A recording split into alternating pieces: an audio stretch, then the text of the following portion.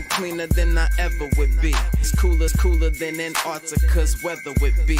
Damn, I think my swagger is a weapon to me. And dudes don't count you off the record to me. So don't be stepping to me, trying to shake my hand. I'm already the man, ain't trying to make your band. I feel the fact that I'm real just make them mad. I be smoking helium to inflate my swerve. I'm fact that I'm real just make them mad. I be smoking helium to inflate my swerve. I'm fly, yes, I'm high, yes. Every lady wanna get to this guy, yes. Go out tonight, I just might, yes. Style cleaner than yours, so don't buy, yes. I'm so debonair, so debonair. I'm so debonair, so debonair. I'm so debonair, so debonair. I'm so debonair, so debonair.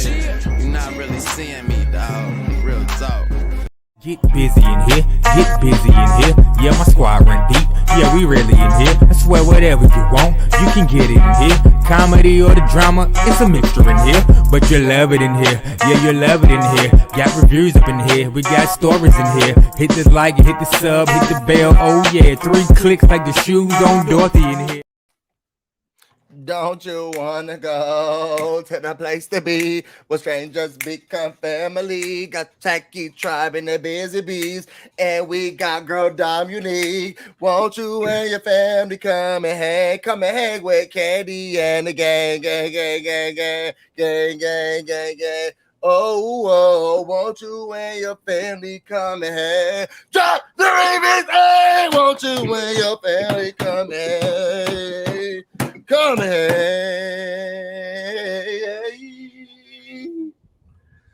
with Kandi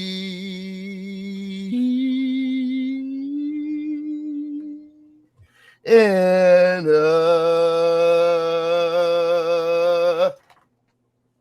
good.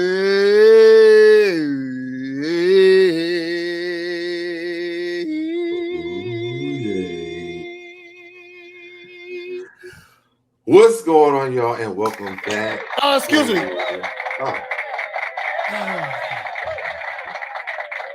Stop.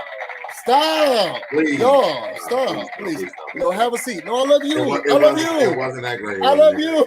I love you. No, I love you. I love you. Oh, you got a shirt. How you make that shirt? What's going on, y'all, and welcome back to my channel. Make sure you guys, let's take care of this business really quick. If you want to join my tribe, please stay on my site. Go ahead and subscribe. Turn on notifications. Make sure you hit all so you get notified every time we go live. Like the video, share the video, comment in the comment section to keep us in the algorithm. Also, if you are in the chat, comment in the chats.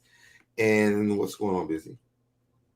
A whole lot of everything, a whole lot of nothing. You look nice in this yellow. I like you in this yellow. Thank you. I'm really excited about our. You think I look nice? I think you look really cute in your black. Oh, whatever. I know what you like. So I'm really excited about today because this was someone that we wanted to talk to from the beginning.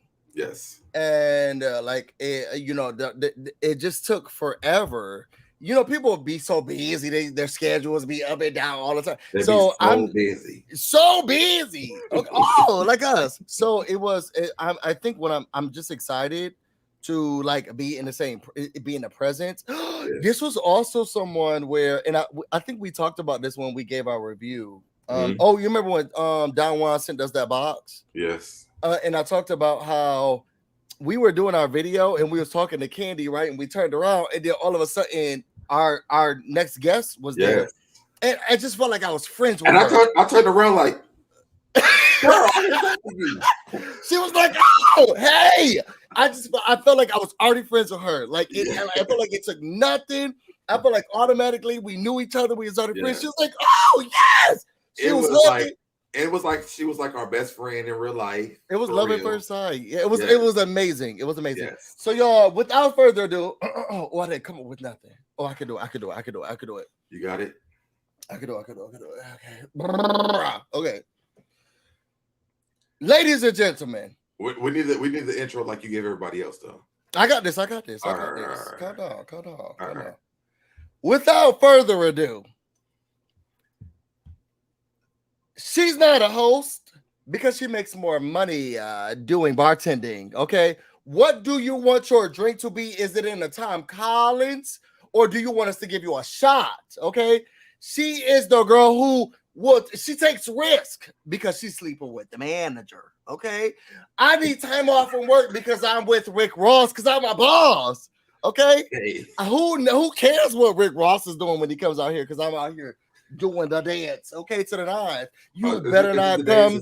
That's the dance. You better not come down to my dance studio, and you better let me know whether or not I am your girlfriend. Are we going to this housewarming together? Because I'm gonna leave my friend outside in the parking lot. It's the one, the only WD. Hey. What's up, dog? I'm gonna leave my friend outside in the parking lot. Oh, we are so excited to have you. You look so good. Thank you. Thank you so much. I'm so excited to finally have made it. I'm sorry it took so long because I heard you kind of talking shit. It was a little shit. Oh, you heard that? It was cool though, because you're right. It took a long time. So I'm happy that the time has finally come and we get to chop it up because I'm ready to talk. We were excited. So they say, look, hey Dom, my favorite TV boo. Like the people love you. And I feel like it took forever to get you on here, but you be busy. You booked it busy. You know, I really be having real shit to do. Oh yeah. They say you look cute, friend. Thank you, y'all. I try to I will say this out loud before we even get into this. I always say this. I love your confessional look. It was giving me everything. Like I was like, oh my God, like if I was a heterosexual man. Yes. Well, thank you so very much. I feel like everything in terms of our professional looks came so fast that I was really anxious to see what it turned out to be because we didn't really have much preparation time. It was our first time being on TV, you know, and the girls be coming hard on TV, but it's all Amen.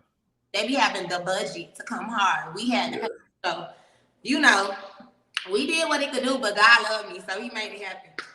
Yeah, I mean, you from Florida too, so you know, y'all do what it do. We a little stylish now.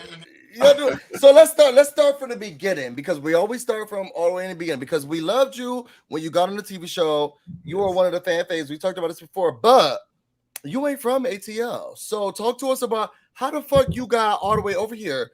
What where you from? Where you from in Florida? What's your beginnings and how did you move to Atlanta? Okay, so I am originally from Miami, Florida. Boom! I love Fort Lauderdale. That's my paradise. I'll be there on Thursday.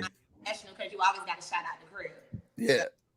I'm originally from Miami, Florida. I ended up in Atlanta, so I ended up going. So okay, I'm originally from Miami, Florida. I'm a professional dancer. That's my, main goal and my career choice. Okay. So dancing in Miami, it wasn't necessarily the best idea for a tall, dark-skinned girl because they don't have the market for you to be successful and to really live out. So at least at that time, because it definitely has grown, to be better now. But back in my day, I sound like an old lady. But back in my well, you work at the OLG.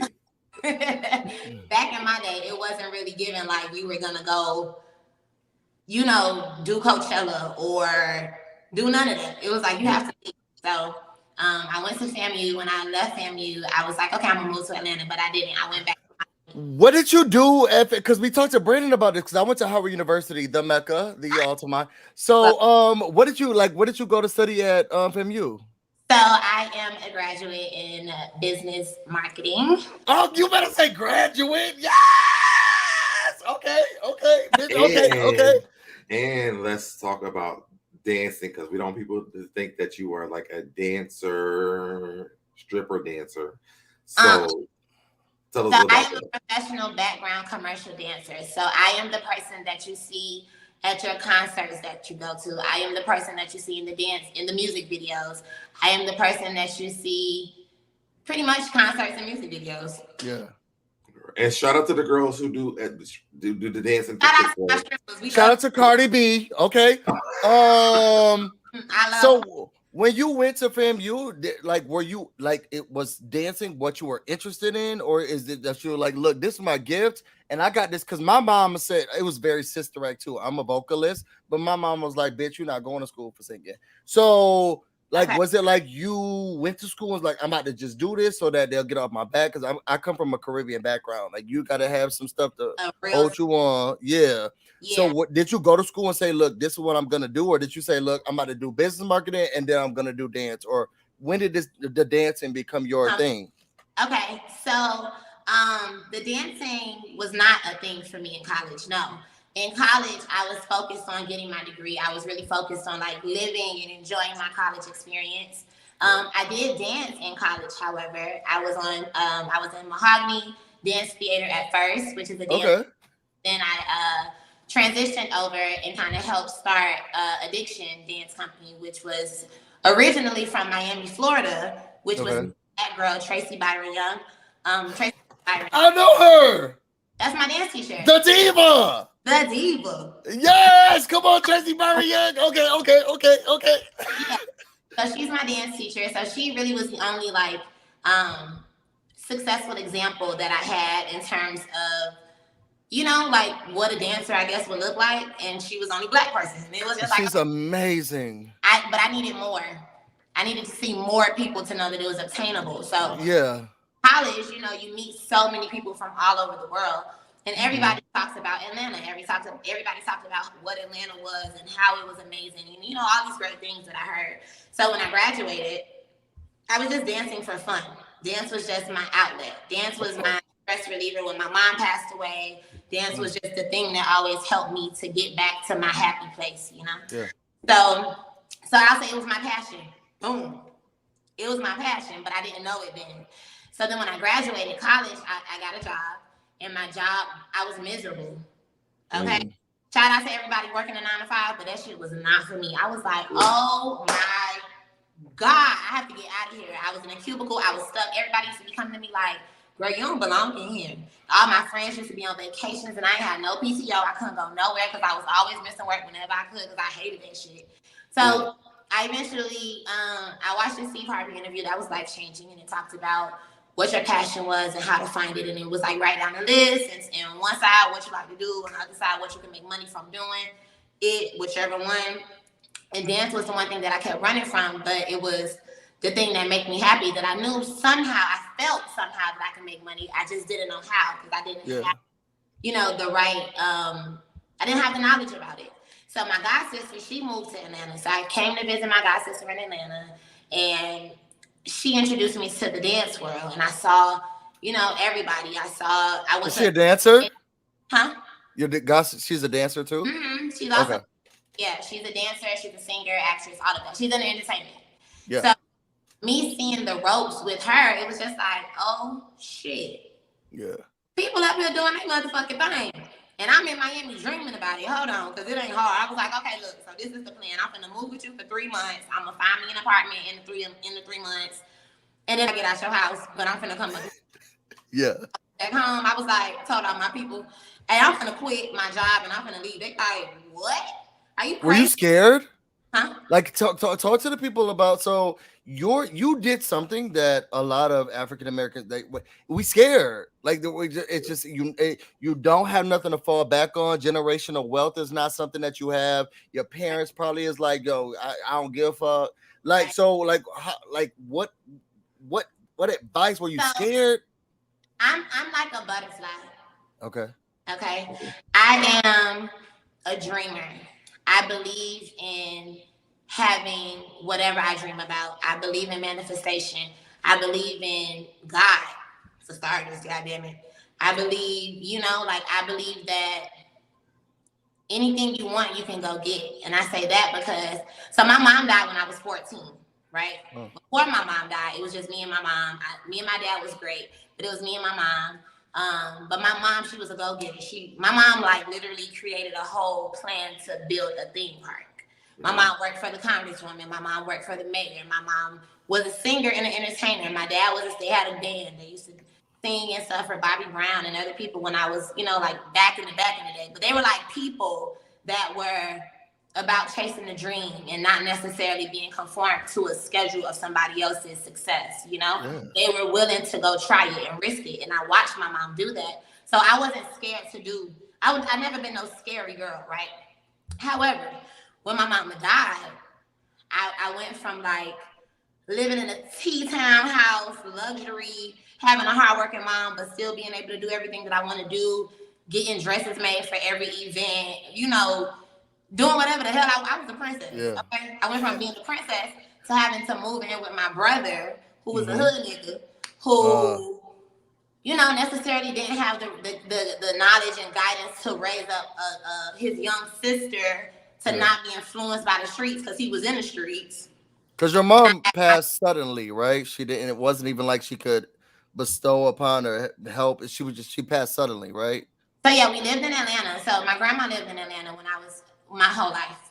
So I'm up here, you know, every summer and stay with my grandma. But 2014, I graduated 8th grade in June, I would say. We moved up here in like the end of June, the beginning of July.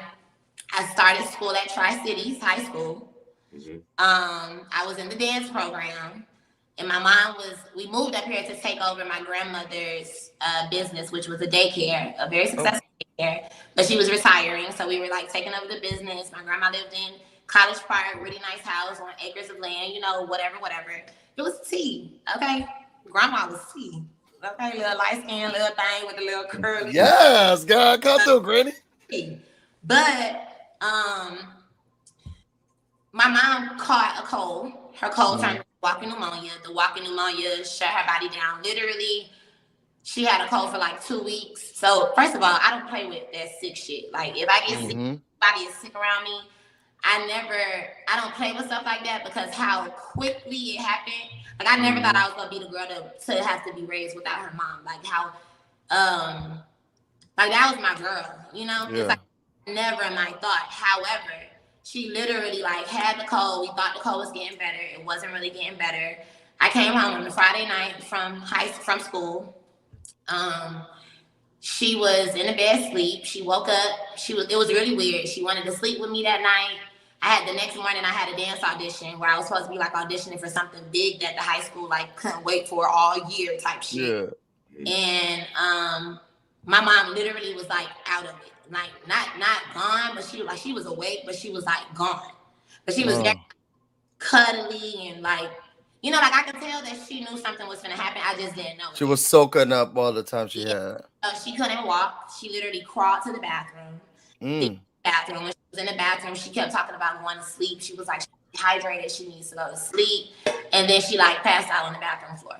And the next time I saw her, she was like, I had to go outside. My grandma was putting up Christmas lights because it was on December 18th.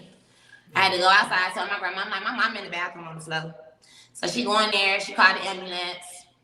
That was it. Like the next time I saw my mama, she had tubes in her mouth, and the craziest shit I ever seen. Her eyeballs literally were coming out of her face. Like the white part of her eyes was like coming out of her face, like with so much drugs and shit.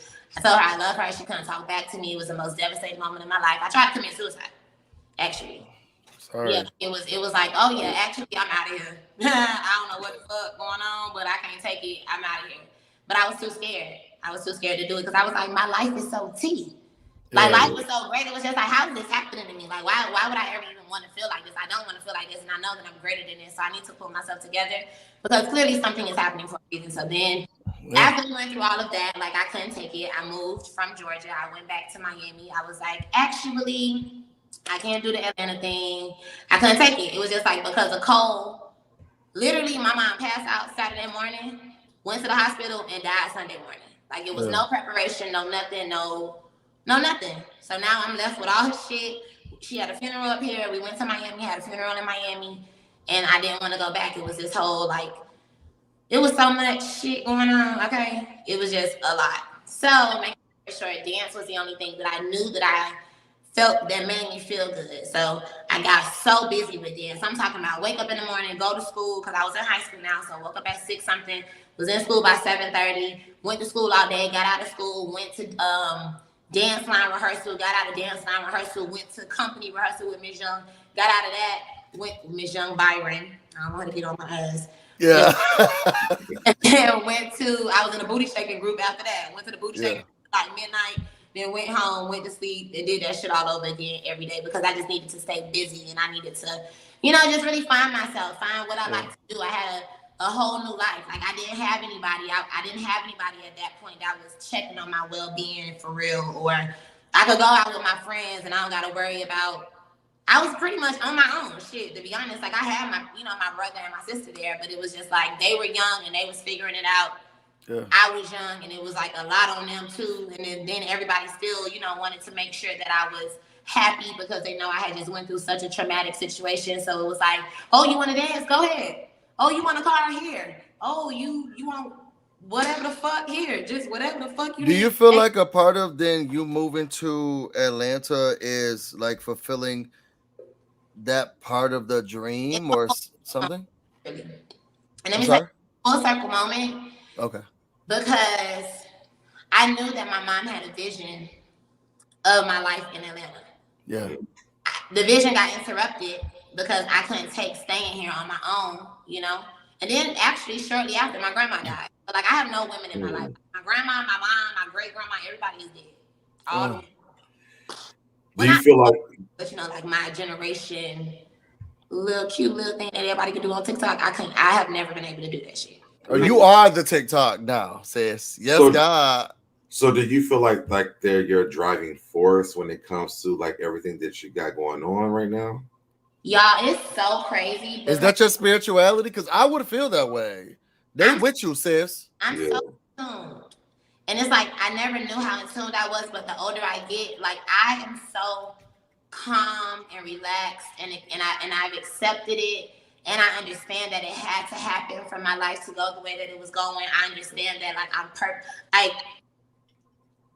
I'm God's assignment. I said that before because I just really realized it. But it's just like I am here for a reason. I am put in people's life for a reason. I became a bartender for whatever reason that is. Because a lot of shit that I didn't want to do, I did in Atlanta. All the shit that I thought I would never do is all the shit that I did in Atlanta. Literally. And it all was amazing. And everything, I always have a full circle moment. And I be like, wow, God, like, ooh, child, shit be so crazy. Like, I be like, okay, that's why, like, nothing bothers me. Nothing bothers me because I know everything is going to work out for my good all the time. So we always ask this, what is your sign? My sign? Yeah. Virgo. I'm a Virgo. Hey. Remember Brandon said he only dated Virgos. I know, but I just wanted to make sure that it was said on this channel that there's another Virgo on the channel. She's a Virgo. She's my opposite sign. All my opposite signs, or all the women that I've ever dated. I date men now. I'm bisexual, but I have a boyfriend now. But all the women I dated are Virgos. I had dated one Capricorn. Yeah, and they're my opposite sign. They connect so well with me. It's my yin. They're the yin to my yang. They ground me. They have this thing about them where they just have forward direction. They're spiritual, and they can just move me. And I'm a Virgo too. So. You're a Virgo? Yes, absolutely. I am falling out right now. No, listen. I love to hear somebody say they're a Virgo. It's like y'all Virgos love each other. Well, y'all love to hear about each other. Virgos. I just love Virgos. Sense. No offense to any other sign, but it's like Virgos literally are like, I don't know, it's just like a calm, grounding. Yeah, ghetto. We ghetto as fuck, but we still. Is it ghetto or is it just realistic? It's ghetto. It's ghetto. No, okay, it's ghetto. I think it's realistically ghetto. Okay. I can do that. I'm with that. People don't want to talk to us all the time because we're going to tell you the truth. We're definitely telling the truth. We don't like to waste our voice. I feel like my voice is a gift. Oh my God, yes. Okay. I don't want to talk. If I'm gonna talk and you're not gonna listen, I don't want to talk. I don't want to talk. Better to listen. Yeah. Because you don't want a Virgo to raise their voice, because then it's over. If a Virgo raises their voice, you in a hole. Somebody's about to die. You need to be careful. Listen. Exactly. If I ever have to raise my voice, you don't have. That means I gave you chance after chance. Yeah, after chance. And you keep making me have to go there. So now I'm finna go there. You got to go harder, you got to go home. I know Virgos very well. I know them very well. People don't understand where we are and who we are. Like, we are like the most calm people, but if we raise our voice, we on a different level. Yeah, and I don't know. I'm going. I don't think I'm the most calm people. I want to say that those are Libras, but y'all are cool or whatever. Y'all cool or whatever. We're very calm people, but if we have to raise our voice, you know, you're in a different space with us. Y'all cool or whatever. No fault. So let's get to. There's a lot of Virgos on the show. On the show, that's what they were saying. He was saying that there's a lot of Virgos on the show. Yeah. Period. And what's Brandon's son is a Virgo. Virgo. So how is it dating like two Virgos dating? Annoying. Because he thinks he knows it all. Oh, so do you. But I do. But you know. That's the thing.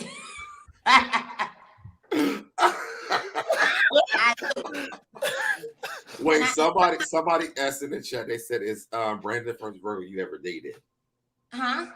Is that the first Virgo you ever dated? Is he the first Virgo you ever dated? Yeah. Virgo I've ever dated, and that is probably the only Virgo I would ever date. I don't want to be the last relationship. Yeah, I don't want to date another Virgo. But if it ain't, then I won't date another one. We can't all know. We can't know everything in the relationship. Like, it don't work. Yeah, that is true. Somebody gotta be optimistic. Yeah. Or just thinking. And because I haven't dated a Virgo before, it's like Brandon has. So for him, it's like, you know, he knows how to deal with shit. I don't be knowing how to deal with shit. For me, I be like, you can't love me. Or like, you wanna, like, you don't care? You know, like all that shit that we be doing, like the shit that I do. It's so crazy. I always used to think to myself, like, I would love to date a me. Yeah. I would never say no shit like that. Beyonce said that. I would love. Beyonce did say that. She said, I wish she was a Virgo, same sign as me. Knows how to. I would never date myself. Knows how to show me love. Yep. Pisces. Yep. She said that. I would never date. I'm a Pisces. I would never date myself. Because I love bomb.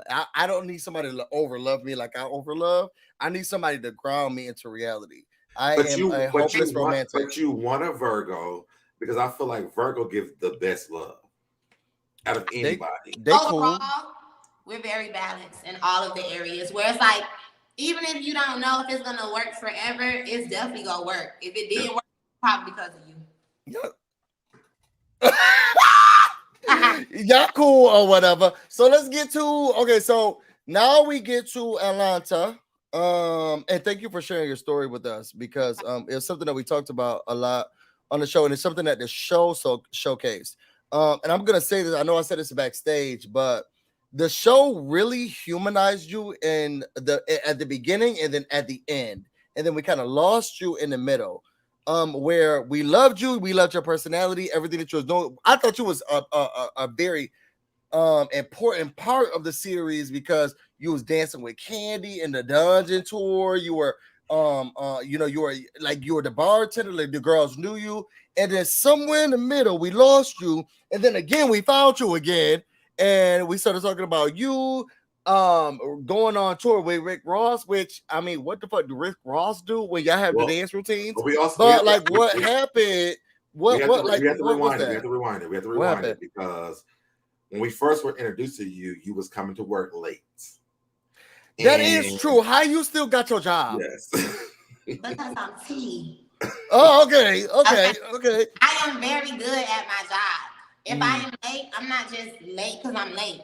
I'm late because I came from rehearsal. Like that episode that they showed me being late, they knew I had a rehearsal and they just so happened to have things already. Who is they? The scene. It seemed like it was just Brandy. It was everybody who mattered. Okay.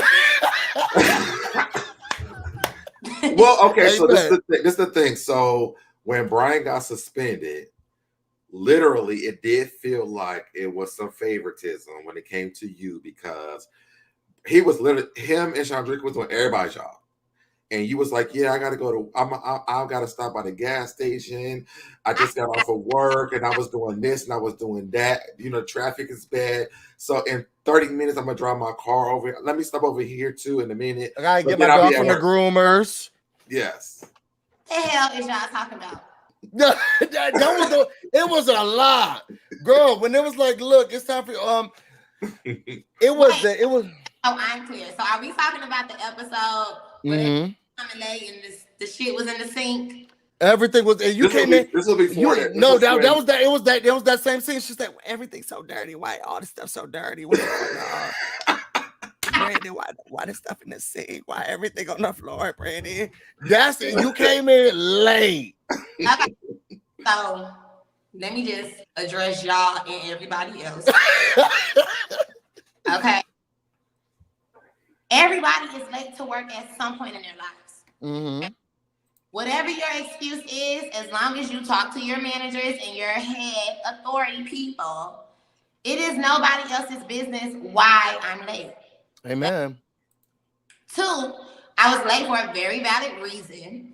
I was filming and touring at the same time. That's true. So I had rehearsals. I had other shit that was important as fuck. You know, that was way more important than me coming to sit behind a bar all day. Mm-hmm. Not to say I don't love my job, because I really do love to sit behind a bar all day. But if it's given, go on tour, go take 4 flights in a week, live for free, have great hotels, yes, dance on the stage. You mean to tell me I'm gonna get that up for a bar? Absolutely not.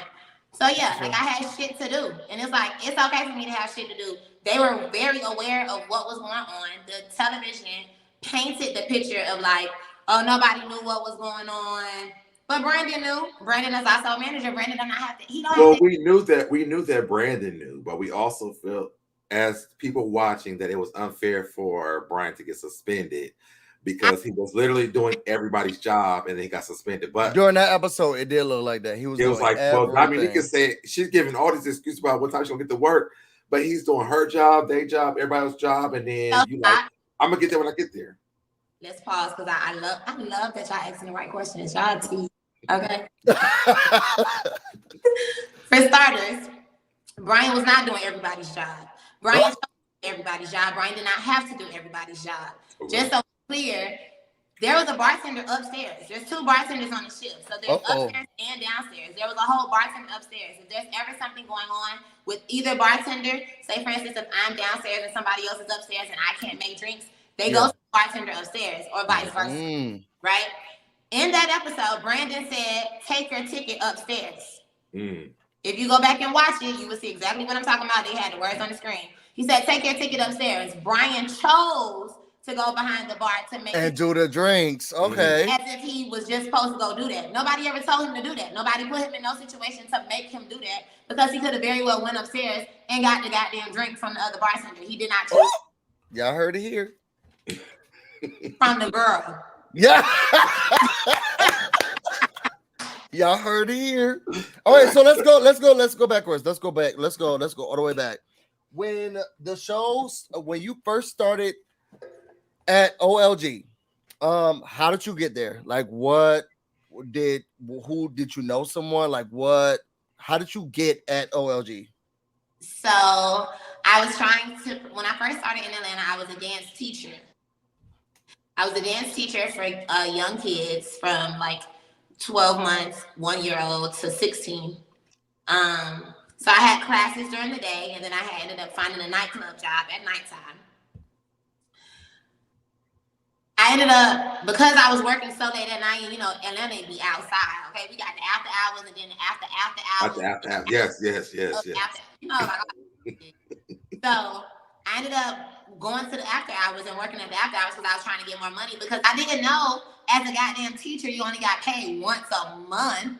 Oh, yeah, it's bad. So I was like, oh my God, I done set myself up. I got to move out my sister's house. I told her I was only going to be here for 3 months. I got to go. Yeah. So I ended up coming to the realization, you know, that me being a dance teacher in the morning, and then my first class was at 8 o'clock in the morning. I wouldn't get home till 6:30. Yeah, it was crazy. It's so bad because I really want to tell y'all the truth. So let me tell y'all how I realized I couldn't be a dance teacher. So one morning I get up, I'm tired of shit. I'm like, oh my God. Yeah. I don't want to go teach no kids. I don't feel like being around all the energy. I'm sleepy. I'm rushing to work though because I can't be late.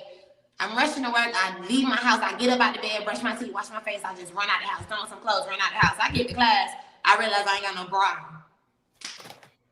And I'm like, damn, that's so unprofessional. Yeah, that's a little inappropriate for the kids. But you got this is not for you. It's just not gonna work out. Like when I was in class, and I'm like, wow, I can't even like do the, be the example. I gotta just tell them what to do today because I can't be walking around just titties jumping. Yeah, right. Like, damn, I can't. And I was like, okay, yeah, this is not gonna work. So I told my god sister. My god sister's like, I think you should be a server. Like a lot of people in the industry are like servers or like substitute teachers or something like that, where it's a little more flexible with your schedule. So I'm like, damn, okay. So the substitute teacher part, that wasn't like immediate how I needed because I'm like, I don't want to go to work tomorrow. Yeah. So what can I do? She was like, well, shit, go to Peter Street. I don't know what Peter Street is, but I get to Peter Street. I'm walking down Peter Street. I got my resume in my hand. I went to 255. I'm going to all the little things, going up to Old Lady Gang. And Come on, 177. Yeah, and it's like, Old Lady Gang. I'm like, damn, I saw this on TV. So I go inside, I apply, and then they called me. And I really actually loved serving. I loved it. It was amazing. I was like, wow, I could call off work. People gonna pick up my shit immediately. Yeah. Excited about making money because it was popping when we first opened. I'm like, oh, this is it. This is it. Right. That's how I got here. But then you stopped serving because you wanted to be a bartender. And I love the reason for why you said it speak on it. You want to tell the people why you said, look, I want to bartend. One, I was sick of wearing all that jeans. It wasn't. Amen. The outfit was not it. I was like, I'm in the all black. The all black is giving the kids. The girls get to be cute. They still look professional, but they get to be sexy. I wanted to be cute. It was like so when I used to look in my closet and saw how many jean shirts I had and jeans, I was like, to the point where like when I'm going on a regular day, like on my regular day, my options are becoming jean. Ew. I was like, oh. No, it's a no. It's a no. Oh, that's not it. But I like the freedom that you guys have with y'all's, like what y'all wear. Like it's not, there's no dress the code. servers, the servers have to wear like a jean, like denim. No, I'm saying like, we seen Chandrika, like she was just dressed like she don't follow the rules. But no, even Phillip, Torin, Brian, like they were just dressed how they want to dress. No, they're not supposed to though. Like Chandrika can wear whatever she wants. She's the host. She just has to be cute. Okay. Brandon, Torin, Phillip, those are managers. They can wear whatever they want. They don't have to wear denim. Yeah. The servers have to wear jean on jean. So a denim top, a denim bottom, slip resistant shoes. The bartenders have to wear a black top, black bottom, slip resistant shoes. And that's cute because Julius looked cute. Yes, they did. Julius was wearing, now he was a little cutie. Kevin, he wasn't no Kevin, but he did look cute. But he had on denim on denim. And then our bartender, remember the one who made us the bad drinks at first, and then we had to go upstairs because the person who made our drinks downstairs was bad, so we had to get the drinks from upstairs. I mean, I'm just saying that's what happened. I did not say that. I ain't say that. Y'all can watch our video. That's the truth. Okay, catch it. The person downstairs whoever made our drinks downstairs, that was bad. Okay, and then everybody, even Phillip, everybody said, "Look, okay, you gotta go upstairs." And then we had to get the drinks from whoever was upstairs because the person who was downstairs made our drinks. They didn't do the. They just those drinks was disgusting. Remember, Chandrika made them go change it. She was like, "Let them make the drink." Yeah. Well, she was upset that we had the downstairs bartender at first. Because she's like, y'all shouldn't have gone to that. You shouldn't have gone to them. We don't know who the bartender was. We don't know their names. We don't know if they're male, female. We know nothing about them. But shout out to that bartender who was downstairs. Why? Because it's a job. Girl, do your job best. So then you switched to bartending because outside of the outfit, you said it was because of they got more respect. Yes. They got more respect from customers. Customers in this industry, I have watched people be so disrespectful, so just nasty, just nasty to people for no reason. And not because like they were just nasty, but just like the arrogance behind having somebody to serve them. I felt like people were like trying it, you know? And it's like, I never, like, one, you should respect anybody. Respect is given to a dog, goddammit. However, I feel like, a lot of my experiences, even though people love me as a server, you know, but I just watch like the different dynamics between the bartenders and the servers. And the majority of us as servers always had a goddamn story about how somebody did something. Yeah. The bartenders, like, people come and they want to talk to you. They're not necessarily like coming to sit down to boss you around. They actually want to talk to you. They want to know how your day was. You want to ask them, you know, like they want to interact with you and be your friend. Right. As a server, they want to boss your ass around, tell you what to do, not tip you, run you crazy. You ask, is there anything else I can get for you? They're like, no. Don't you walk away. They got something to say. Like, I asked her for some hot sauce, some ketchup, some napkins. I just asked you, did you need anything else? You said no. You know. Yeah. Now, are you the bartender that will give you the little extra sauce? Extra what? You know, they have like that little, the measuring thing, but then there's that bartender, like, if that's my favorite person, I'm gonna pour a little bit more in there. So I do free pour. Still keep it within the legal limits because you can't, you know, over pour a certain amount of liquor in a drink. It's illegal. However, I do believe in giving people what they pay for. Like, I've been in certain places where it's like where you may need to put where you're supposed to put 2 ounces in the drink. The company may be cheap and tell you to just put 1 ounce in the drink, but the person is still paying for 2 ounces. It's like, no, these people paying $20 for this drink. I'm finna get their ass drunk. They finna have a party, you know? I'd be like, nah, let's go for it. Like, I like for people to really have a good time, to really enjoy their drink. I love for people to tell me how good my drink was. I love when people tell me they want to take me with them and book me for their next party or their wedding or whatever, just off of that one experience. Like, that stuff really means a lot to me in terms of making me feel like I'm doing my job properly. And so you will do, like, you know, other parties outside as a bartender, like you would do other parties outside. I feel like most bartenders will. Yeah, I have a bartender license. I feel like you could pick up a bartender and say you coming with me. Where I feel like servers, they're staying where they are. But I remember when I got my license, like, I feel like people felt like, oh, you could just come with me. Like, I like it. I like the way you make your drinks. Come with me to this place now. Yeah, I learned that actually because I have my bartending license as well. Come on, I did a party and they was like, you ain't really making our drinks right. I was like, well, I mean, I pour what they tell me to pour. So the more I poured, the better tips I got. So I was like, okay, I can spill a little bit more up in here. I love being a bartender. I love my days when I have people come in and tip me $100, $200. I'm like, thank you, God. Come back again. I'll be here Monday, Friday. I'll be like, hey, anytime you come see me. So what are your days? I don't know. Oh, so we do have this question. Yeah. So on the show, they were saying that you have one of y'all got to move. You or Brandon.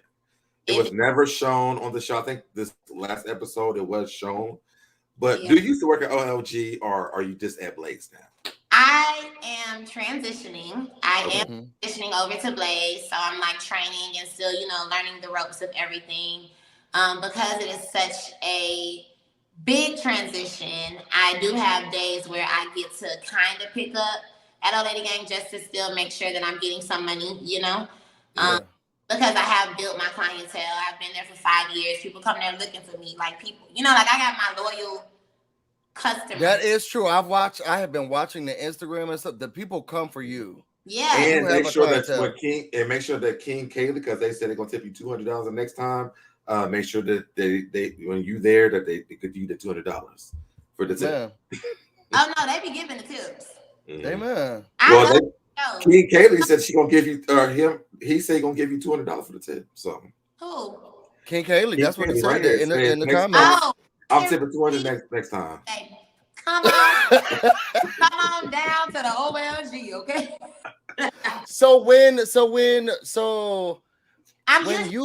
Like this week I'll be there Friday, Saturday. No. This week I won't be there Friday. This week I'll be there Saturday, Sunday. Next week I'm gonna probably be there Friday, Saturday, Sunday. Like right now I was giving just the weekends, but I usually post it on my Instagram just because everybody is like, "Where are you? Where you at?" Yeah. Also on the 20th, you're gonna be there. Huh? On the 20th. I'm gonna be there. That's next Friday. So I'm bringing all my friends down on the 20th. So we get it. We know it. Okay. But just making sure. If you sit at a table, I'm not gonna be able to serve you. Oh no, I'm gonna bring him to the bar. Oh, you're gonna bring him to the bar? Okay, great. It's a party. Don't be mad because you don't live here. I told all my friends on the 20th I do want to do like a friends thing. So all my friends on the 20th, we're going to the OG together for the Friday night vibe thing. So to all of our listeners, if you all are in Atlanta and you are here on the 20th, come to our Lady Game. We can have a whole party. Yes. Go ahead, Busy. He's over it. I think that we had, first of all, we had an amazing time when we came, right? It was fun or whatever. Yes, I feel like Chandrika made us feel like at home. Good. She was like, she sat down with us. We had a good time with her. I think seeing you and seeing June, seeing Kandi, seeing Todd, seeing everybody that was there, like y'all treated us like we was like working there. Like we feel like family when we were there. It did feel like family. Everybody was amazing. I turned around like, Dom, like we gotta do this interview thing. Like I turned around like I knew you. It felt like family. It felt like family. Crazy because when you turned around, I was like, oh shit. It felt like family. Like, we trying to get. I'm like, you right. My bad. No, it seemed like no one. It seemed like as we were walking up, like on God, as we were walking up, even we don't even know who the man was. I still don't even know who this person was. He was like, he was like, oh, y'all taking care of our staff. Like, yeah, y'all good. And I still don't even know who the man was if he worked there. But it felt like everybody at the OLG welcomed us, and we were like a part of this family, and it did feel good. Wanna go to the place to be. Okay. So you started working there. When they started coming to you and say, look, we're gonna film a TV show, did you have apprehensions? Were you like, wait, I didn't think that this was a part of the job? What were your first thoughts when someone was like, we're gonna start filming the show? So my first thoughts were like, oh shit. It was like, wow, God, thank you. More so, it's me. I want to show y'all this. Well, I don't want to show y'all this because I don't really want to move the camera. But in my closet, I do affirmations. I have on my wall. One of my affirmations was, I am going to be on a television show. Ooh. Another one was, I will be a personality favorite on a television show. Like I literally planned. That's what I'm telling y'all. That manifestation shit is really good. It worked. On my thing, I will go on tour. I went on tour 3 times. I had a video when I did the BET Awards with the City Girls. I had a video pop up in my memories from Snapchat. I was at Old Lady Gang as a server. We was watching the BET Awards and I was recording it. And I'm like, dang, I was like, one day, y'all, so when I was in Miami, when I used to be talking to my god sister, like, whenever I used to see her, she used to be looking at the TV like, oh, look at Ashley. Oh, look at TT, boo-boo, cousin, auntie, whatever. And Florida, it's Florida's time right now. It's so many of y'all coming from Miami and Florida. It's so many of y'all coming up right now. It is up. Okay? And I'm so happy about that because people work so hard in Miami and we're overlooked. Miami is really, or back in my day, it was the foreign people that was succeeding. It was the Spanish, if you look. Wait, then y'all have, what was that group? What was that male group? Time on me, relax your mind. Yeah, y'all had Pretty Ricky too. Pretty Ricky, yeah. And Trina. Compared to them and how many foreign Miami that ain't made it. That's true. Really should have. It was like you had like every now and then, because Florida just got that flavor, you got like somebody out the crew that'll make it. But you got like Atlanta, you got 7 people that done made it in Atlanta, 12 people. Like in Miami, it wasn't like that. And it was just like, why not? The people are great. They're super talented. They bringing you hit after hit. They bringing you hits. They bringing you concepts. They bringing you style. They bringing you hood nigga, rich nigga energy. Y'all got it. They bringing all the good shit. And people wasn't really giving us no attention. And then, then God said the time is now and the city has been on fire. Okay. So did you feel like it? So you knew it was gonna be you? Like you've been manifesting. You was like, look, I saw all these people. It's about to be mine. Oh, you didn't know? When I first heard about the TV show, I wasn't one of the first people to get casted. What? Mm-hmm. Like I didn't get my call first, where like it was already talked around, and I was just happy for everybody else. Shit, I was like, shit, they gonna have a TV show. Like I work here, so eventually, if my time is supposed to come, it'll come. But I wasn't banking on that to be my moment because I know God got a plan for me. I'm not worried about which way it's coming from. Huh. So we never even heard this. So how did that work with the casting of the show? Like, who did they choose? Like, why did they choose these people, or do you even know? I don't know. Some of the people actually that were casted the first week we shot are no longer even in the show. They don't work there anymore. They left over the pandemic and never came back. And then got the show again after the pandemic because we shot we had a week of filming. And like during that week, the whole shit with the world happened and everything shut down for real, where it was like, oh man, you know, like things came to a halt quickly. So the people that were a part of the show, I was one of them, thank God. But some of the other cast members, they're no longer here. It's like 4 people. But yeah, I wasn't a part of the first calls that people got. So I knew some people were going to be on the show. I knew they were like still figuring it out. And I was just grateful to be in the room. I was thankful that I was able to be in the atmosphere and that I came from Miami, not having nothing but a vision to even land myself in a place that was getting a TV show, you know? Yeah. So why do you feel like you got casted? Like, what happened? Like, what was that call like? So I didn't get a call. So I was on the dungeon tour with Kandi. Okay. He walked up to me. I want to say we were in New Orleans, about to get on the bus. And it's so crazy because right before the New Orleans trip, my car, we had a show in Atlanta. And then that night we had to leave Atlanta like 4:00 in the morning on a tour bus or something like that. And my tire went out on the side of when I was driving home, my tire went out on the highway. It's like 1:00. The show was over. My tire was flat. I don't know what the fuck happened, but tire goddamn blow.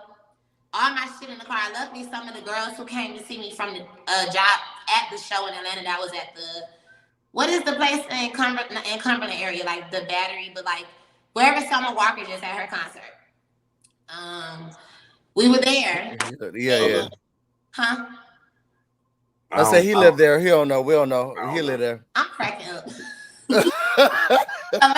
Wherever that was, I had to drive back. I had like a 15-minute drive before I got home. I had to go home, pack my bag real quick, and then go make it to the studio so that we can get on the tour bus. My tire goes out on the side of the road. I'm fucking stuck, but my homegirls was following. Like I was following them home, so like they put them on the side of the road. While I'm on the side of the road, my tag had just expired on my car. I was touring, so it was like I'm gonna fix it when I get back.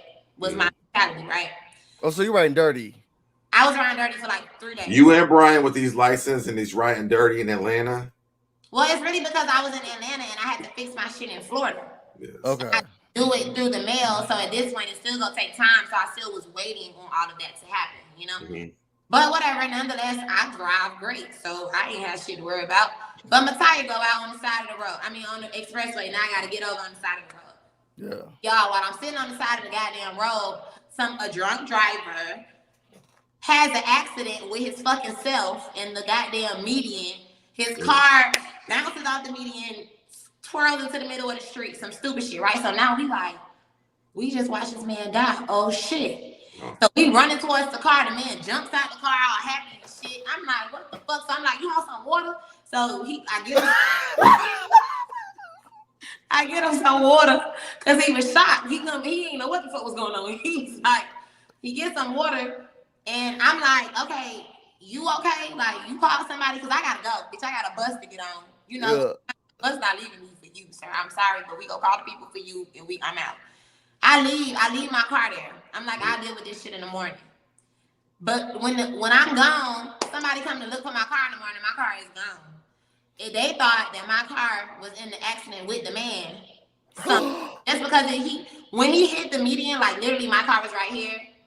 Where my hand at? Like the median that he hit was like, so it was like, no, like he couldn't hit me, to be honest. He really could have knocked my shit loose, okay? Yeah. However, God was like, not today.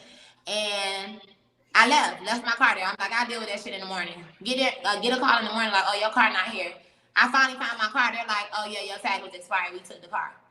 I'm like, I got my car back because I owned my car. I had what was this, 20, whatever year it was. I had the year of Hyundai Sonata. Cute little Hyundai Sonata.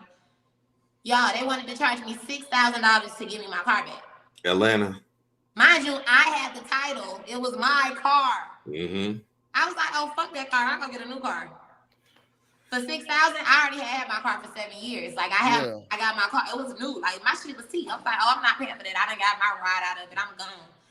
So, that, I was devastated. I was down. I was on the tour bus like, how the fuck I'm finna do this show? I ain't got no car. I can't believe this is happening to me. Blue, blue, blue, whatever. I ain't have no clothes because how long I was out there on the street. I ain't have no time to pack a bag. I had to go straight to the, to the studio to get on the bus, and I had to get a ride. So now I don't have no clothes. I had to go when we got to New Orleans. I had to go catch a ride to the mall, buy some clothes to even be able to walk around in New Orleans. I'm still in my same shit from last night. Shit was crazy, okay? Mm-hmm. But Kandi ended up walking up to me, and she was just like, hey, you want to be a part of a TV show?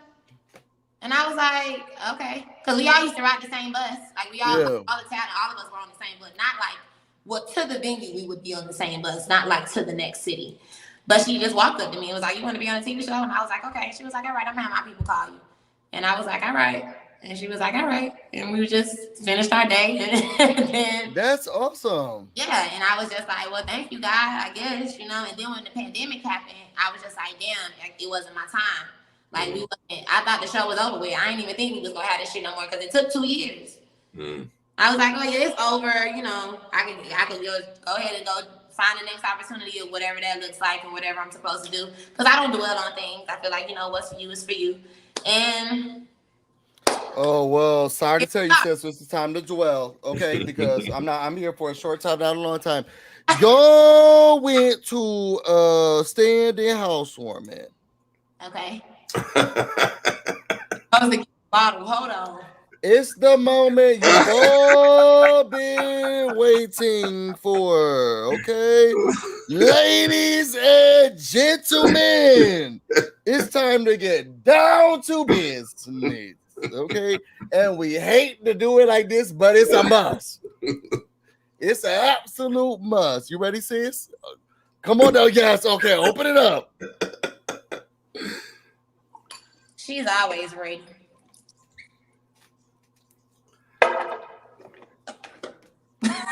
Y'all ready? Come on, let's do it. Hold on, I'm gonna sit. Y'all, it's time to take a strong shot if you haven't had one and put your sage in the room. Okay, so love you dearly. The people love you. You're so cute. Great, whatever.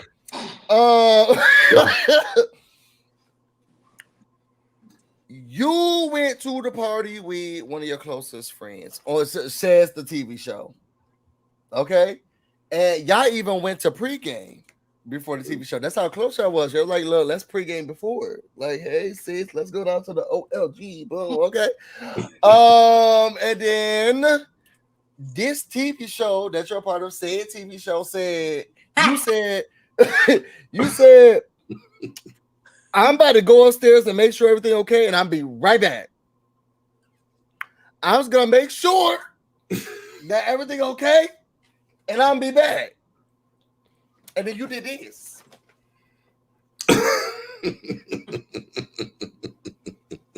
Okay, and then that's what we saw for the rest of the scene. Okay, so you went upstairs, and it was cute when you went upstairs. I was like, yes, get him, because you was like, you said everybody was invited. Okay, you said you told us and you told my homegirl that everybody was invited. So what you talk about, Patrick? I was like, get him, Dom. Yes, get him, Dom. And then you was like, okay, so they can't come up. Where the tequila? I'll stand here. Sing another song. So what was it when the girls was like, you should have not went? Powder was like, I feel like you should. Sorry, Shardo. Not Powder. I didn't mean to do that. I didn't mean to do that.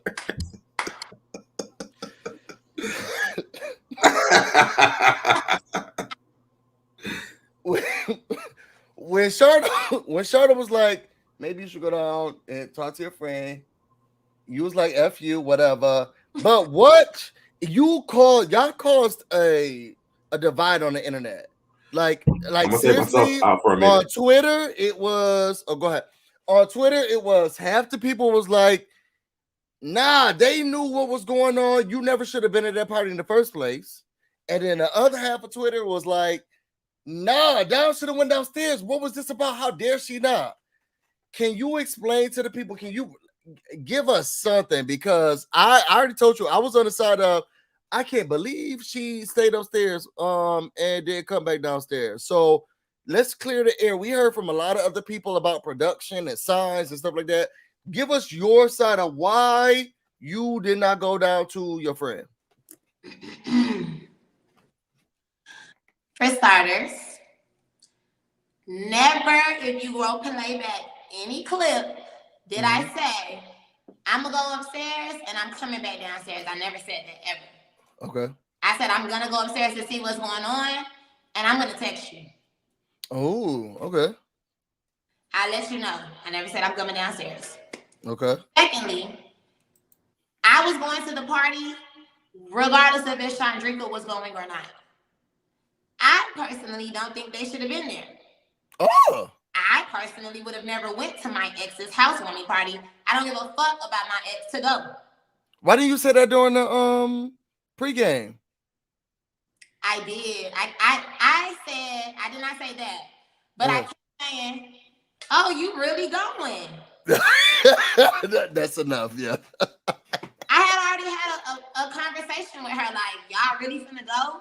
Yeah. Like, y'all really gonna do that? They was like, June was like, sometimes you gotta show that you got a new ride or some shit he said. Like, I remember that, yeah. Yeah, and I'm like, okay. Yeah. Weird, but I would not go to my ex's housewarming party. I don't give a fuck if you invite me and my new man or not. I would not go, and nor would I allow my ex to come to my shit ever. Like, if I got a new man, I'm not doing that. I don't. You don't think this is a new type of? So it's like we're working together. I know you. We have a TV show together. It's cool. Like, yeah, we used to smash. Like, if I used to smash Deb, and if he got somebody else, I'd be like, okay, well, I don't like it, but I'm gonna show up to the housewarming. They're not friends no more. They don't have to be at the same housewarming party. We could go out for drinks as a cast, and we could go out as friends for work, but you don't have to come to my house. Coming to my house, yeah, that's true. But I think that y'all are co-workers. So I think that's the difference. And I feel like this. I feel like because Safari came in late for us. Miriam, her name is Miriam. Well, Miriam she came in late for us as viewers. So I feel like that came before her because we didn't get introduced to her until like a little bit later on. Right. Honestly, and I'm just being honest, I didn't realize she was even like on the cast picture. So yeah, when I seen that, I was just like, well, I felt like it makes sense for them to be there. Because y'all are all friends from what we see on the show. They made it seem like y'all all cool, so it seemed like she should be there. Mm-hmm. They did make it seem that way, and we all are cool. You know, we have to be around each other every day. We all work together. We've been working together for years, so it's not no beef. It ain't no smoke. However, excuse me, I don't give a fuck if it ain't no smoke. You still not coming to my house. What you need to be in my house for? Like, for what? Yeah. I also think that that sit down they had with Kandi and Todd and them that was before the housewarming, not after. No, because to me it's like they really didn't have an issue with each other. No, like watching it back, like it was like they didn't have an issue with each other, but Safari was on the defense of being the new girlfriend, and why does my ex-boyfriend's girlfriend need to be at my house? And I think she still is. I think Miriam still is. That's not her house. The show live there. Don't let her know. Don't let her tell it. I mean, she didn't even get a couch or chairs for them to sit down. Realistically, they didn't have goddamn chairs. Listen, there's so much going on at their housewarming party, so I gotta either go back to eat, right? So because it was so much going on at the housewarming party, it's like, for starters, I was coming to the party whether Drika was going or not. I don't think they should have been there. I was still going. Drika knew I was still going. Drika wanted to meet up in pregame so that we could all get lit, so that it's an easier going situation for all of us, because it was so fucking awkward. Because it was makes sense. So do you think if Patrick did not ask for her to go, would she have still came? No, I don't think so. I don't think so. So I guess that's where I think the confusion comes in for the viewers. Because you invited us. Because you invited them. And whether Torn knew or not, like, you verbally asked me and my partner to come. Well, they didn't ask, but said everyone's invited. He told them they was coming. Yeah. You invited. Yeah. He was on this peace journey, on this newfound, I'm zen, I am problem free, I am happy, I love everybody, let's all be friends and family. Butterflies fly in the sky, the rainbow is out, the sun is shining bright, the water is falling on my face and my body. Like, he was a whole another world, right? So him inviting them was them, him and June kind of had some words the first time we shot for the show. We saw. Yeah. Ooh, I got another question. That was his way of, like, mending the hatch, mending the barrier that was between them, and showing him, like, like, I'm good, it's no problems, like, I'm happy, we was tripping then, we good now, we've grown from that. Right. June was accepting that invite to be like, okay, yeah, we grown from that, we good, like, this my girl, you got your girl, whatever. Because Drew is grown, because he's a Pisces male like myself. And but June didn't really want to go, though. We saw it on the show. He really I'm gonna respect my lady, and if she want to go, I'm gonna go. And then also, I'm mad grown. Like, look, what you're not gonna do is keep me outside. I said I was gonna do this bullshit. Well, they was outside for 30 minutes, though. That's really what my problem is. If they was outside for 30 minutes. Everybody, I would have been okay with it. Why y'all had me outside for so long? The way it happened is, like, one, nobody was keeping track of time in terms of, like, knowing that they were out there. When I walked in the party and I stated they were coming in, it was an immediate response from Safari, like, no, they not. And it's just like, okay, it's an immediate moment for me to be like, Patrick, what the hell going on? I was on your side. Now, I will say, I don't know if enough people give you enough credit for that. And I want to make it very clear. Whether or not you went outside immediately for her, I felt like you was a down ass bitch when you was like, what the fuck? Well, hold on, that's not what your nigga said. Exactly. Like, and you can say all that you want to say, but he invited everybody, and he told all of us that we was invited, and I respected you a lot for that. Thank you. It's so funny because it's like everybody was so upset with me about not going outside. It's like, for one, just to state the facts, for one, I was going to the party with or without them. They were never a factor if I was going to the party or not. I was going to the party, and Drika and them was maybe or maybe not coming to the party. So when me and Brandon was at Old Lady Gang drinking and they came up, I was like, oh, y'all really finna go? Okay, cool. Let's have a party. But I'm still going. These are still my coworkers. These are still my bosses, my superiors. These are still my family and friends as well, too. It had no factor. Like, her being there was no factor if I was going or not. So that's one. Two, when I got in the party, I very well told Patrick and everybody else, I told Patrick in front of everybody else, you dead ass wrong because you invited them people to the party. You did say that. We literally stood there and had a conversation where Kandi and Todd was like, Patrick, they was like, well, Dom, I was like, okay, well, I'm gonna go outside. They was like, no, Dom, you're not gonna go outside. Patrick, you need to go outside because you are the person that invited them. Dom don't need to be going outside to fight your battles. You need to go be a man and stand up to them and tell them that you uninvited them and never said nothing. Yeah. That was a group decision. So while all this is going on, they outside, but it's a whole discussion that's happening, which is why they stood outside, because Patrick feel like, well, all right, I guess I'll go. And Safari like, well, I'm coming. And Torn like, okay, well, I should go. And it's just her name is Miriam. I don't like that lady. That's such an old ass name. I just really don't like her. I just really, as a fan, I don't like her. The people want us to interview her because they have questions for her. So go ahead. So I'm just saying that, but I will say this. I don't feel like you were wrong because I feel like you did. I don't feel like Dominic. I still got some shit to say. Oh, she said she's not done. Well, let me say this. Honestly, I feel like you wasn't wrong because you did go in and you did go at the bat for them. She was wrong. But the people who was having the party went outside. I feel like that was the responsible thing. We ain't doing all that. You know what I'm saying? We like, listen, I came with y'all. The people that's having the party come outside, talk to y'all. I'm not doing conversation. She was wrong. She was dead wrong. Kandi, etc.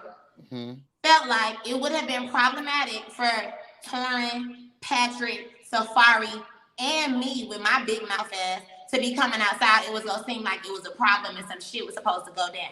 They wanted them to handle that like adults. On top of, I text Drika. Me and Drika are communicating while I'm inside. They didn't show that. They're not gonna do that. They didn't show that. They wanted to paint a picture of me, and they did that. However,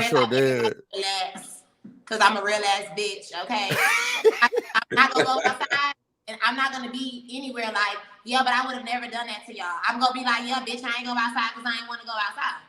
Yeah. This is Virgo. This is Virgo energy. Very much so. Like, ooh, I should have went outside and I didn't. It's like, no, I tried to go outside. Production literally would not let me go outside. I was gonna be messing up the scene. I was gonna be doing XYZ. They had signs up telling me not to go outside. On top of, I'm sitting here with my drunk ass boyfriend who is rubbing all on me, touching all on me. Oh, can we talk? Hold on, we're not there yet. We're not there yet. We're not there yet. I'm just I had a lot of shit on my plate besides worrying about petty shit like that. When it's like, first of all, I would have never been there if I was them. However, I tried to go outside. Then when they came back inside, I tried again to go outside. Drake was like, we're gone. So now when I am able to come outside because y'all done had y'all adult conversation, there's nobody for me to go outside too. So what am I going outside for? For what? To go with your friends. Shandrika did say that they was outside, they were drunk. It was like 30 minutes. She was like, they forgot what they were even doing. And she said that production was like, they were leaving. She was like, no, y'all gotta stay. So everything that you are saying, it does coincide with what she did say to us for the show. Questions. How have you dealt with the backlash? Because I'm sure this was like when I say that episode, because it was this episode and it was I feel like it was two pinnacle episodes of this whole series, in my opinion.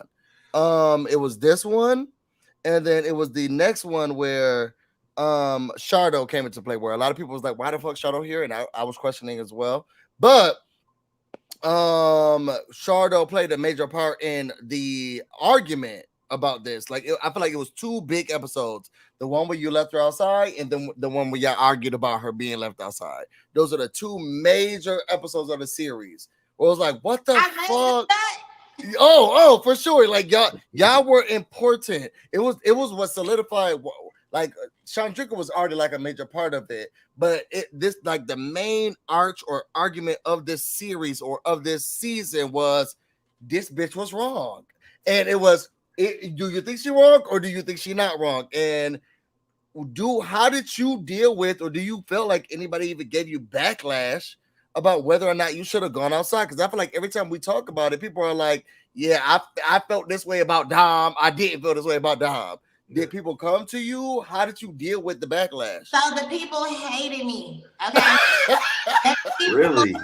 Hated me. Everybody was like, oh, you should have went outside. Oh, you should have done this. Oh, you should have done this. However, it's your first time filming. If people are curating the scene, they are giving you direction most of the time on different routes the scene is going to go. We were all following direction. And even in the midst of me following direction, I still tried to be a friend to my friend. I feel like they showed that part because they wanted to paint me to be a certain person, which for me is fine because I know that I'm not that bitch. I'm a real ass bitch and I'm a great friend to my. So your friends love you. They all have your back. It's like it didn't bother me because it's just like, okay, that's the picture that it painted. Now, what did bother me about I'm addressing Shardo. Oh, come on. Let's get into it. About Shardo is that it's like, okay, we already see how it's starting to look in terms of the scene. So it can easily be misconstrued and a person can easily feel away. I even called when we saw the show, I literally called Drake and them like, I hope y'all know I would never really do that to y'all. Like, I hope y'all really, like, y'all was outside, but I do want y'all to know that I would never do. Like, I'm not no creep ass bitch. Like, And Drinker got your back. Yeah. I would never say I was trying to go outside ever. Yeah. Wait, does she? I'm very clear. Yeah, Drinker said that she understood. Drinker said she understands that she wasn't, that she couldn't come outside. I feel like she said that she wasn't okay with it when we talked to her. She wasn't okay with it, but she understood that she couldn't. But I love me some Chandrika, but I don't feel that was what it was. I feel like she did feel like what y'all came to do, y'all should have done that. Like I feel like she was solid on that. And it's so crazy because it's like, granted, she was solid on that, and I feel like June played an influence in it because he felt away. I mean, he was outside too. Cool. I think it was a lot of June. It was, and that's fine. That's her man. She gonna stick beside him. I'm down for that relationship. I love it. However, and this is it is what it is, what I'm finna say, but it's just like, when you are unbothered and when you are happy and when you got a light on you, people go try to find a way to make it an issue. Yeah. For me, it wasn't an issue because I know that's not how it went. Yeah. I can tell you that's not how it went, but you still go believe that that's how it went because of whatever your own little secrets or your own feelings or whatever your own deep little behind closed doors that you and your man Pillow talking about. That's just how y'all feel. However, that's not the case. I done talked to you and your man and explained the shit to y'all, and if y'all don't stand on what we talked about, it's like, don't talk to me about it and act like it's okay and then go somewhere and be like, yeah, well, we really felt the way. But it's like, why y'all felt the way when y'all know that shit was set up? Why do y'all feel the way? Amen. There's a question in the chat. I feel like I want to hear the answer to this. So I want to pull this up. They said, but Shardo got fired for wrong reasons. White people been. This is way too long. I know, but I'm just saying. This is a really good question. I really want to take this up. For years to get a table, I'm sure Kandi and Todd, lifetime, they've tipped people for a table before. Shardo did get, and we're not even here yet. But I feel like I want to forget this, so I want to hear this. How do you feel about this part? Because I do feel like Shardo probably should have been fired, but this is something I feel like people would do this all the time, for real. What do you think about this? All the time, but it's like whatever your dirt is, that's fine. Do your dirt. It's wrong. You know it's wrong. For the sake of being on television, because you knew a camera was around you, for you to do something on camera for people to actually see you do it is stupid. Amen. Why would you do that? Yeah. That's like, even for myself, I won't even take it away from all I won't even say it's all him for me, right? We are not supposed to drink on the job. I'm never gonna sit in their face and be like, for me, I'm gonna pour water in a shot glass. I like I'm taking water. I'm gonna still satisfy the customer or whatever to make it look like I'm still a part of whatever it is you gonna do. But for them to have hard down ass evidence on what you did, nobody should ever be able to say, look, this is what you did. I saw you do it. Like, look, it's right here. Like for me being on the camera, I understand why they want to move me to Blaze. I was on camera doing something inappropriate, which was against our code. That is business, okay? Business is business. I'm very solid on what's business is business and what's personal is personal. I definitely mix personal and business together, and you're not supposed to do that. There are repercussions to things that you do, and that's just what it is. It's like your stupid ass got fired because you was doing what? Got caught. Girl, she got caught in her in that blouse. What is the thing with Shardo? Because I seen with Kandi speak on it, like everybody's like he's like weird. I think Patrick referred him to like the Addams family. He was new. Like, what is this with Shardo? What's going on with that? So Shardo came around once we started filming. Everybody else knew each other already before the filming happened, right? For me in particular, I am from Liberty City. I am a real ass bitch. Okay, I can say this type of stuff on here, right? You sure can. I feel like this is one that I could go there, so I'm gonna go there. Okay. In reality, I'm a real ass bitch, right? So I stand on what I say. I mean what I say. I be like, I like people that stand on their shit. Shardo, for everybody's sake, it was like when we initially met Shardo was sweet. Shardo was very quiet, very like a weird energy where it is giving, Adam's family is giving like, oh, he's a little weird. I don't know what face look a little shocked. It's giving deer in headlights. But you give people the benefit of the doubt. We don't know him yet. We have to get to know him. We don't know his personality. That's what I felt. Personality, it wasn't a bad situation. You know, like I fucked with Shardo at first. Yeah. However, me and him, am I supposed to go into me and him now? You can. Yes. Okay, yeah. So, however, it's like me and him ended up having our issue because it was like everybody else, because I wasn't around as much as everybody else, I feel like everybody else were able to like have a little cute relationship with Shardo. More time to talk with him, right? So wait, did it spark from this situation, or did y'all have issues before he was calling you out? We didn't have issues ever. We didn't even have issues during that situation. Oh. I feel like first of all, friends should be able to agree to disagree. I can fuss with you. As long as we don't fight, we good. Agreed. Shardo was not my friend. Shardo was never my friend. However, he's nobody's friend. You called him a pet. Whatever.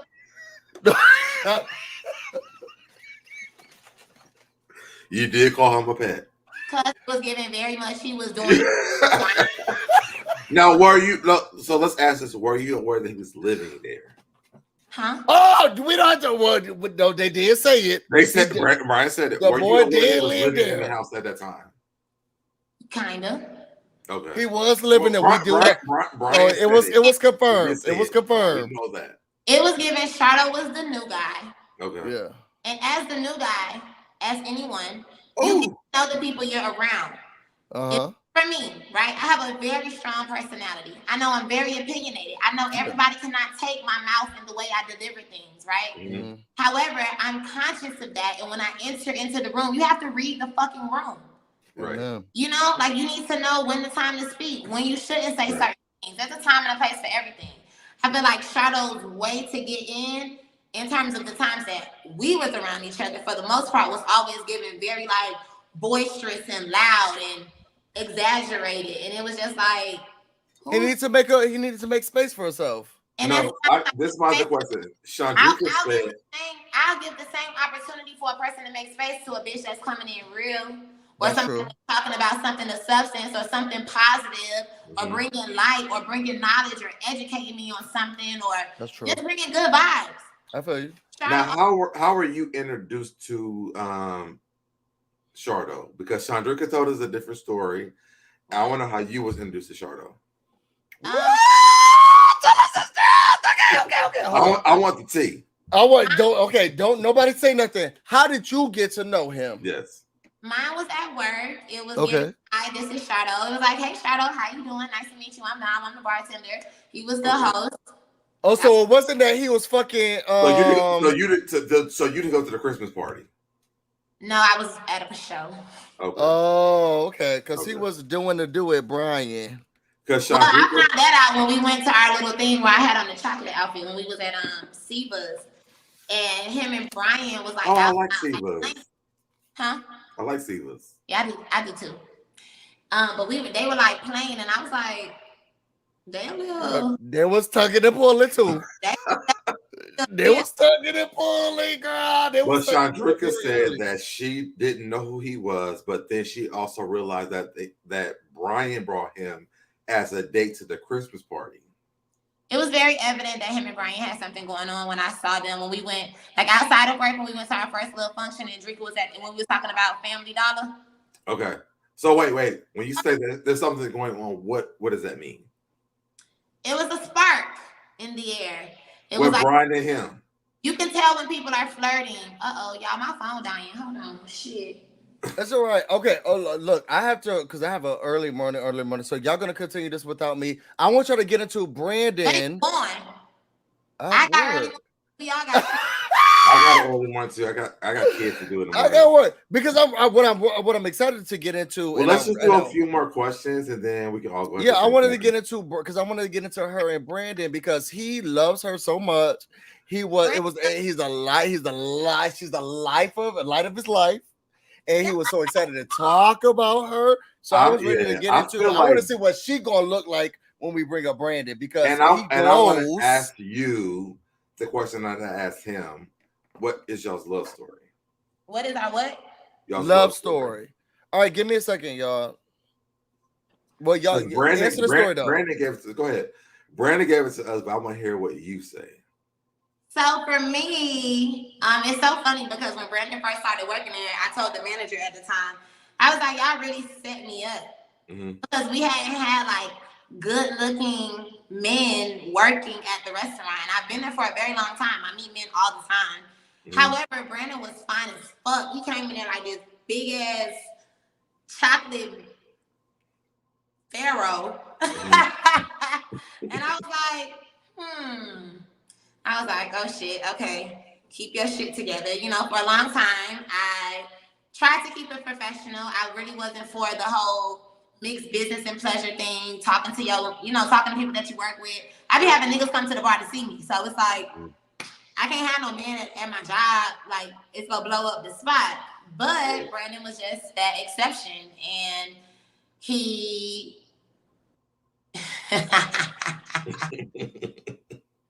he eventually asked me out on a date. And shit, we went on a date. And I was just like, oh, wow, this is my man. So let me ask you this. When you first saw him, like, what was that? Like, was it like, oh, I want that man? Or...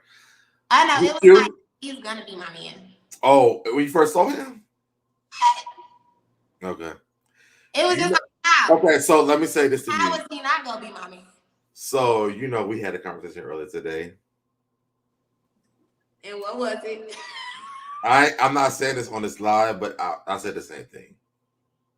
What? That he was gonna be my man? No, not with you. What? Our conversation we had on the phone. Oh, yeah.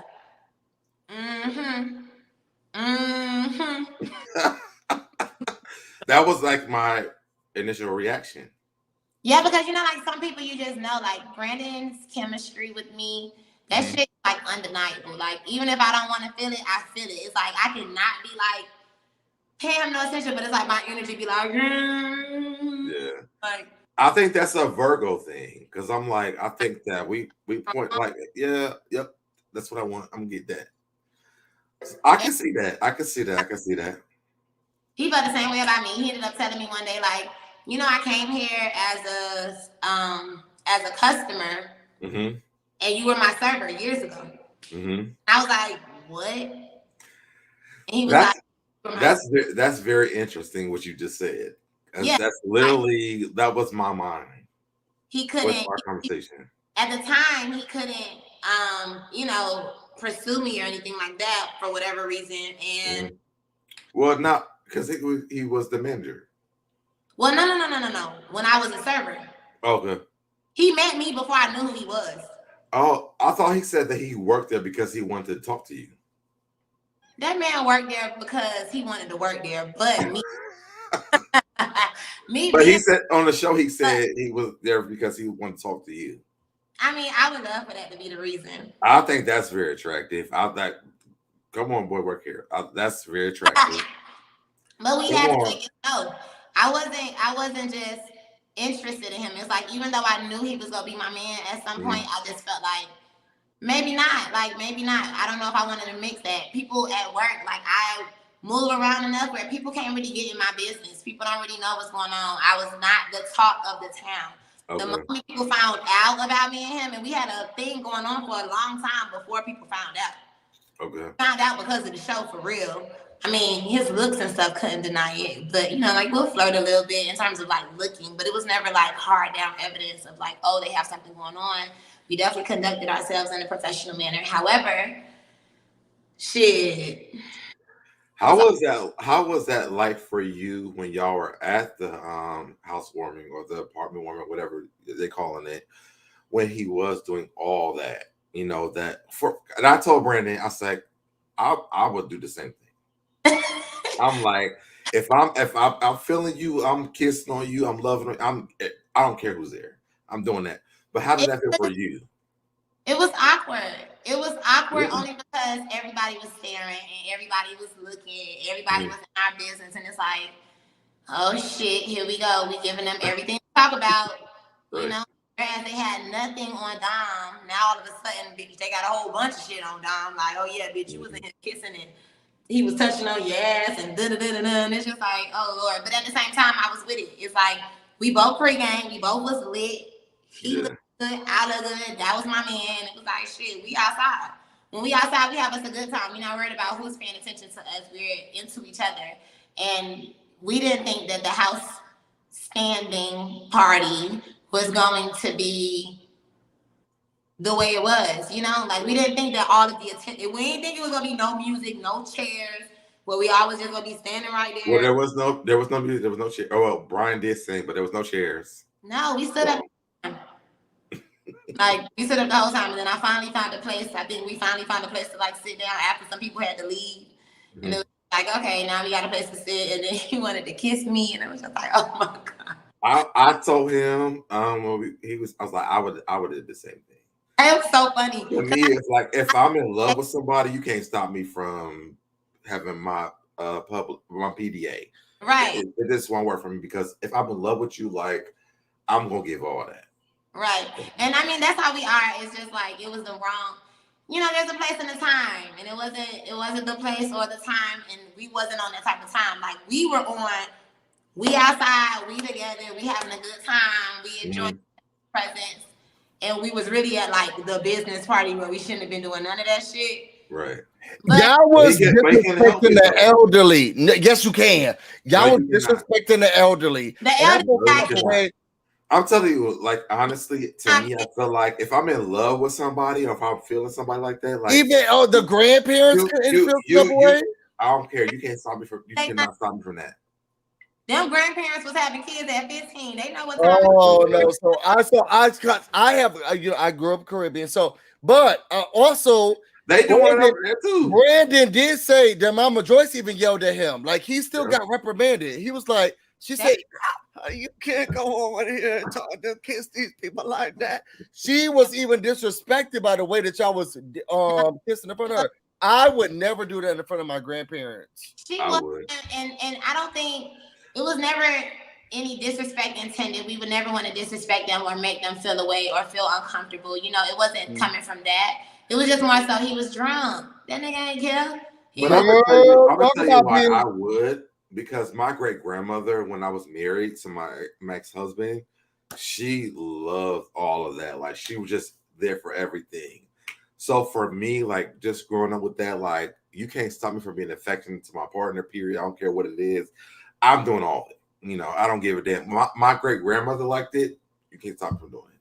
So do you feel the same way about that, Dom? Like, like when you have children, you want them slobbing on each other when they? No, they wasn't slobbing on each other though. Nah, Brandon did kiss me. Like, Brandon was out of pocket a little bit. He wasn't. He didn't. Girl, yes, he was. He was just kissing on her neck, like kissing her on her cheek stuff. It wasn't like they was slobbing. It was not. No, that. Even Brandon said it was too much. They ain't show everything. He was grabbing me. I was just, God damn it. It's me. Yes, grab me. I like all that. I like grab me. No, that's a Virgo. I think that's a Virgo man though. Touch on me, love me, all that. But while your grandma sitting right in your face, do not. That ain't his grandma. Don't put your tongue in my mouth right now. That ain't his grandma. Someone else's grandmother. Level of respect that we have to have. Yes. And you know, he didn't have it because he was lit. That was it. Because I feel like he would have had it. I feel like Brandon would have had it. Really, that might be somebody's grandmother, but for me, I feel like grab all the things. You know, do all the things for me. I like. My brother was in my face, or my dad was in my face. You would do that? Do all the things. Oh yes, no. Look, if anyone in my family was doing like, I would have to keep my partner like, look, let's be clear, we're gonna do all that stuff when we get home. But while we out here at the function, please give me one of these. Yes, give me one of these. But and I want my man to do all the things in front of anybody, because I don't want to be private with nothing. I'll do all the things. My man was drunk in love, okay? He was, girl, very much. I thought it was cute. I did too. Can we talk about since y'all drunk in love and getting fired? Can we talk about how did you feel? Oh shit! Hold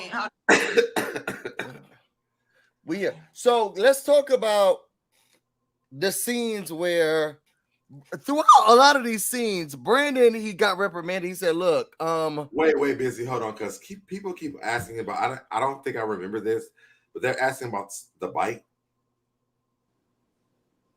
Who got bit? What they asking you? She got They bit. keep on asking about the bite. I've seen this like a lot of times in the chat. They said somebody got bit. Did you get bit? Did I get bit? Yeah. Did I get bit? Somebody's hold on, let me go back up here. Yes, he was licking and biting this. Oh, he was doing a lot. It said, let's please talk about the bite. What he bit? He bit you? What he bit me at? Girl, I don't know, but go rewatch this. My man bite me, please. Thank you. On the stomach. He bit me on the stomach? Girl, have you watched the show? Damn, they showed that. I feel like I watched it. I gotta go watch it again. Girl, please rewatch it. Yeah. Hell, he did it. We grown. I'm 31, goddamn it. We finna. Can we talk about you? And so, how did you feel watching the show? And there were a lot of things that were shown and a lot of things that were not shown. And Brandon, even because we confronted Brandon about this as well, and he was like, "Well, there was a long conversation." But even Don Juan, that's my frat brother, he was like, "We didn't say that." How did you feel about Brandon coming to you and being like, "Girl, they caught us." They caught us. And they said either I gotta leave or insert lie, you gotta leave. How did you feel about that? Because they never, even though y'all speak on it, even Don Juan was like, we never, that was not one of the things. So how did you feel about Brandon inserting a lie and saying, oh, they said either I go or you go? Because they never said either you go. They said either he goes and we never or saw he goes. left. Well, we talked about this already. So initially it was just like, oh, if it's me or you, it's you. Period.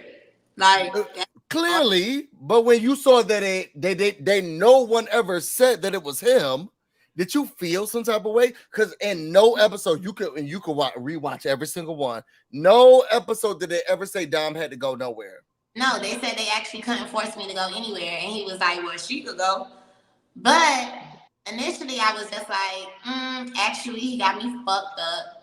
Like, what the fuck you mean I could go? Like, why not offer you? You wanted this shit, so don't act crazy now. That's how a business normally runs. Like, you have to leave. So for you, let me shut up. I want to hear from you. So for me, it was more so like, at first I was like, boy, you got me fucked up.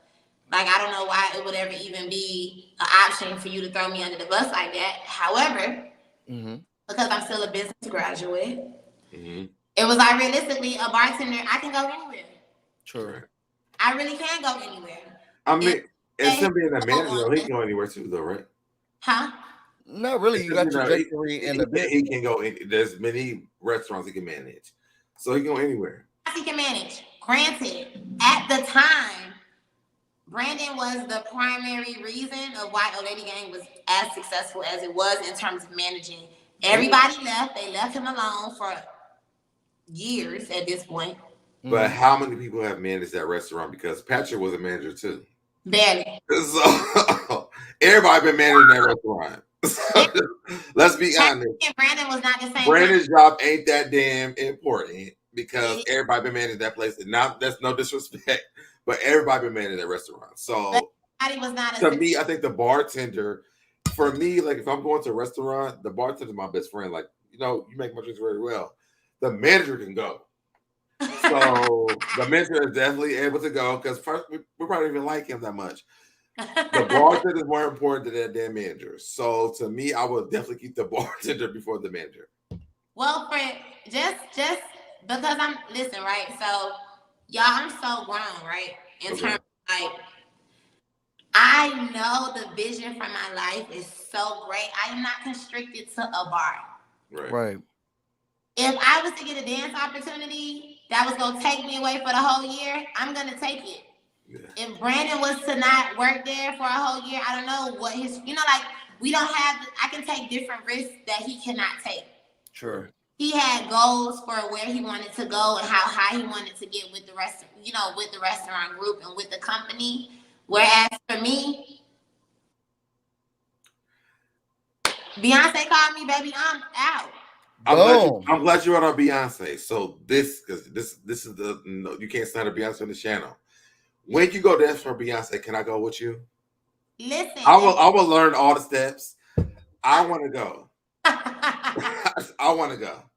He can't so dance. when Beyonce called me, if I can take you, I will. If I can't, I'm sorry. I love you. I will learn the steps. I will do everything. Like I'm down for it. I'm not a dancer, but when you go because she's gonna call you. I know that. I auditioned her for the Oscars. Okay, but that wasn't your time at this time. But when she called you, because she's going to call you. Crying. What I do know is she's gonna call you. That's gonna happen. And when you said that, I was like, you know what, you are speaking that into your existence. Yeah. And let me be prophetic for a minute, but she gonna call you, right? I just want to be there for the moment, and because you do so well, and I feel like you work so hard. Beyonce loves that kind of stuff. Okay. So, and you on national television right now, she could be like, "Oh yeah, Dominique said you want it." She gonna call you one day. When she does call you, I'm gonna find out. I just want to go for like one rehearsal. That's it. She don't like people coming to her rehearsal. That's okay. When Brandon came to her rehearsal, we having a Virgo moment right now. Because we all Virgo. When she called you, I just want to go for the rehearsal just so I can cry and pass out on the floor. And that's it. And I'm gonna go home. That's it. That's fine. When I was in the Oscars rehearsal, I was crying.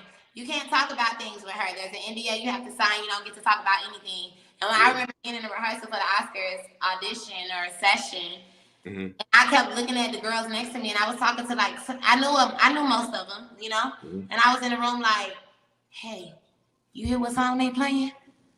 I'm like, "Do you know whose song this is?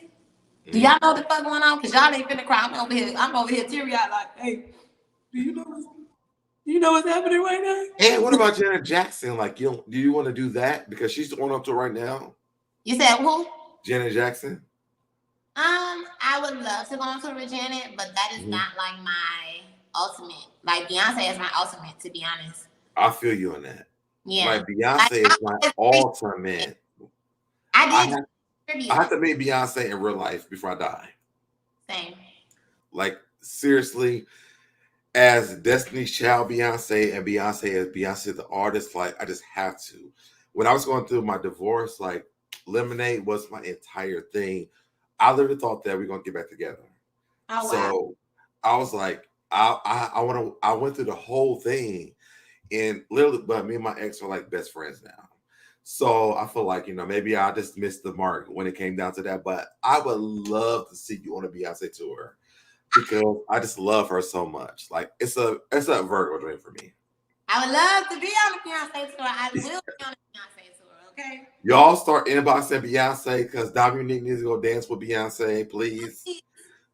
I'm going to record my crying process because I'm going to cry for a month, okay? Yes. For real.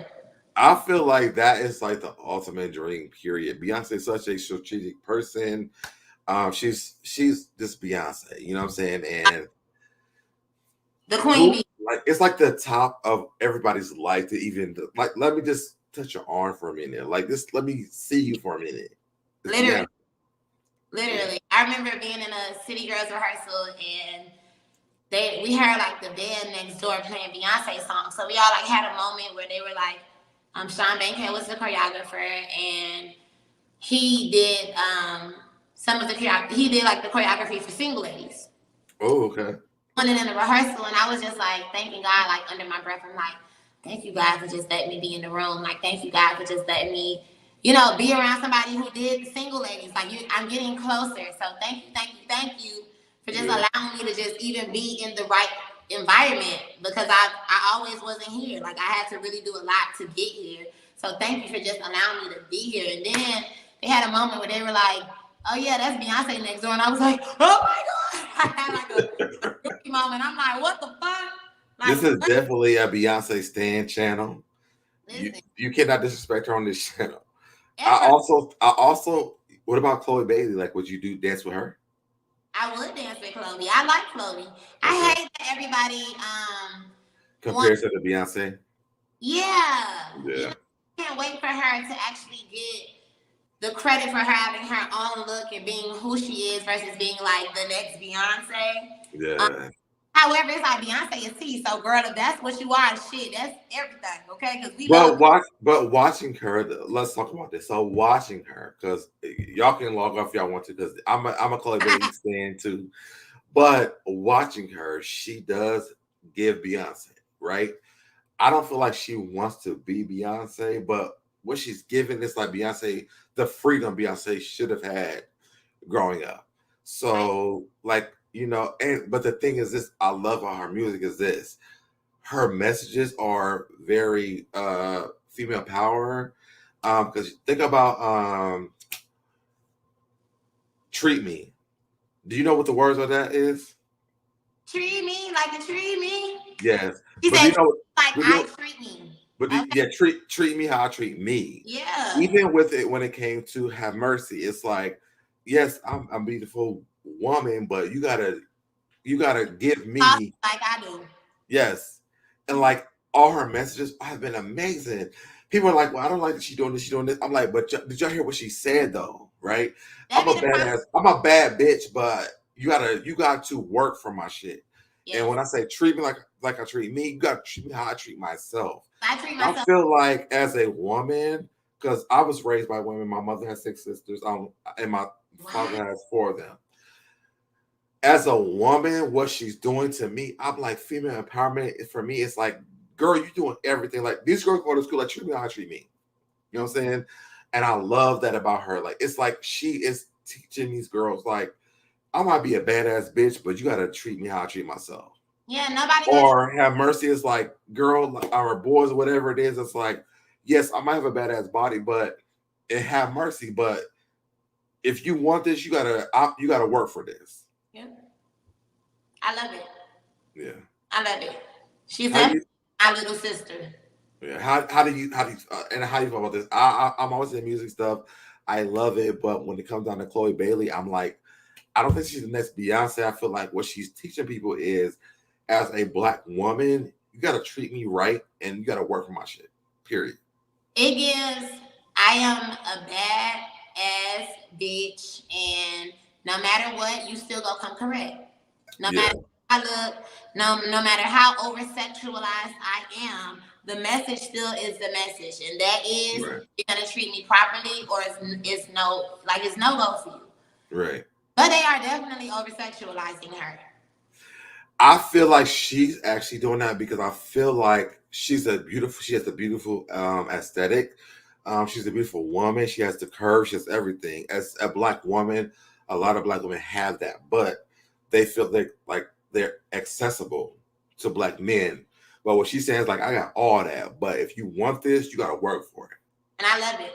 And to me, I feel like what she's doing is strategic. I think Beyonce has a lot to do with this, because Beyonce does have that body as well. But I feel like what she's doing is making it like where men like, yes, I have this body, but if you want me, you got to work for this shit. Yeah, as she should. Yeah.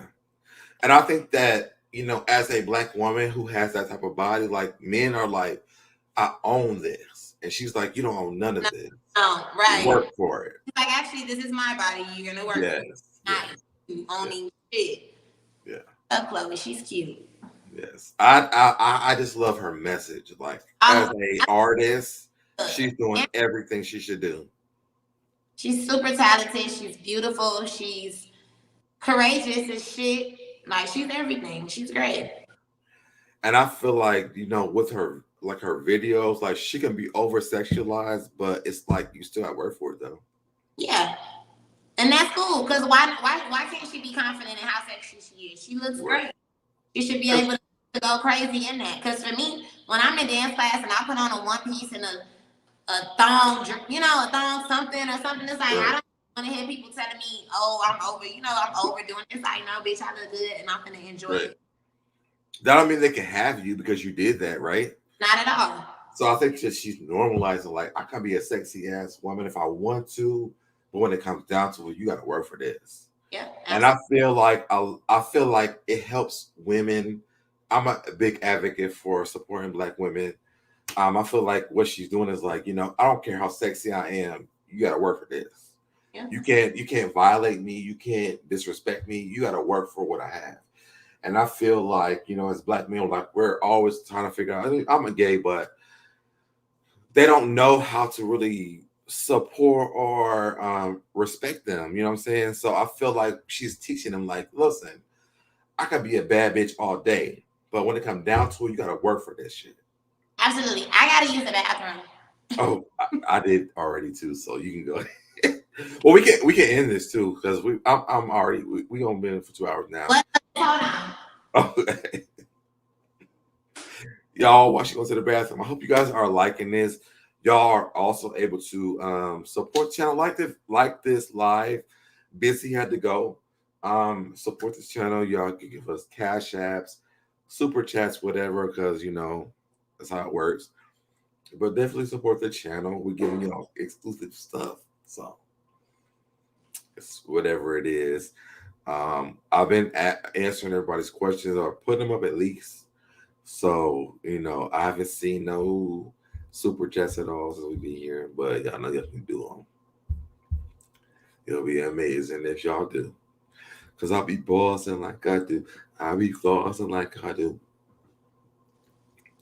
Oh, and y'all, I have some other stuff coming up with me and Busy. What is it called? The dating something Atlanta. It was on Bravo yesterday. What is it called? Well, whatever it's called, it's on Bravo. It came on yesterday, but we're going to be interviewing them as well. So make sure you guys stay tuned because we have a lot of stuff coming. So. What I miss? Did you watch the dating show yesterday on Bravo? No. So before y'all came on, there was a dating show. Actually, one of the guys, every radio show I've ever had, he's been on my show every time.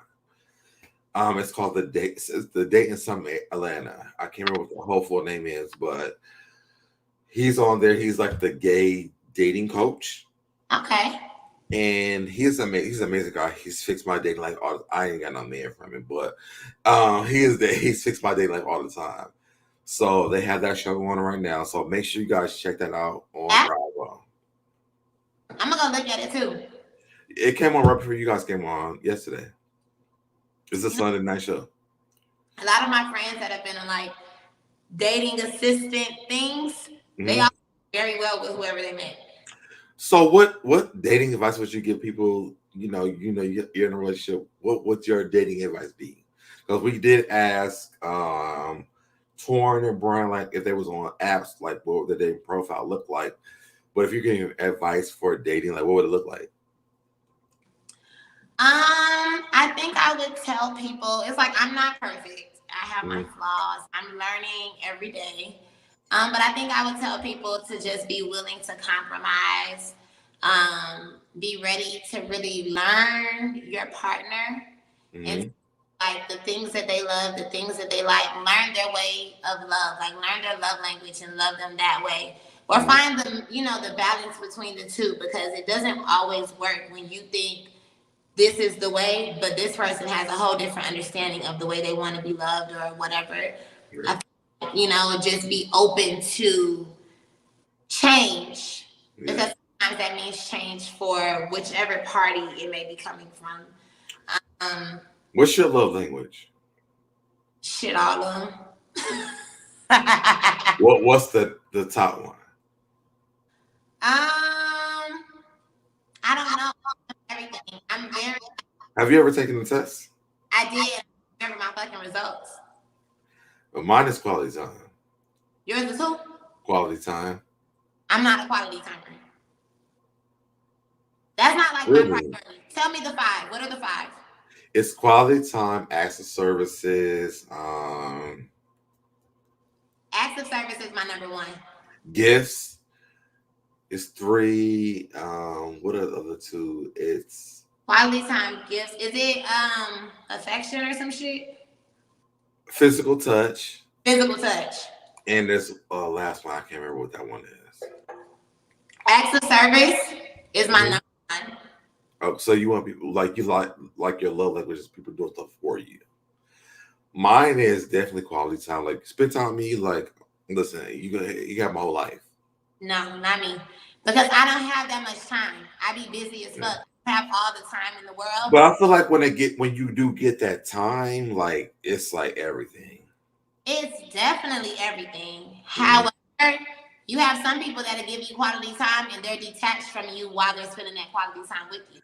Oh no. Wait. When I say quality time, like I know that if it's like you trying to gas me up, but when somebody spends quality time with me, like I feel like, oh my God, like I can't help it. Like I love you. No, I need acts of service. I would say this to you. What we talked about earlier today, it made me. It was everything. Yeah. So that's why I was like, oh my God, I feel like I'm in love. To me, that's just cute. No, quality time to me is like when you understand what my time means, because I do so much stuff. Like I do YouTube, I work my job. Yeah. I do websites. Like I have a lot of stuff I'm doing. If you take me out of my element for a minute and give me a little bit of your time, like, oh my God, marry me tomorrow. That's how I feel. For me, it's like, for me to know that I'm doing something, even if we're not spending the time together, for me that I'm thought of, or that you're thinking about me, or that you want to just show me some type of appreciation, some type of love, or just, some type of attention, that's everything to me. I feel like touch. Like, I like to know that you want me and love me and are here. That's quality time, though. No, I feel like it's like partially quality time and then partially not, because if I don't have time, then what? How am I supposed to know? What is the person doing it for you, not you doing it for them? But I'm just saying, if I don't have time to talk to you because I'm in an 8-hour rehearsal. If they're able to give you quality time, then that's different, because that means you want your way to actually give them time for that. No, that time, both of our times are very valuable, so I do appreciate my time being, well, let's say Brandon, like, he gave you a personal time, like this was y'all, right? How you feel about that? If he gave me a personal what? Like, it was with his time, like it was like, I don't normally do this, but right now we have busy schedules, but right now I blocked this time out for you. Oh yeah, I mean, that's everything to me. That's quality time.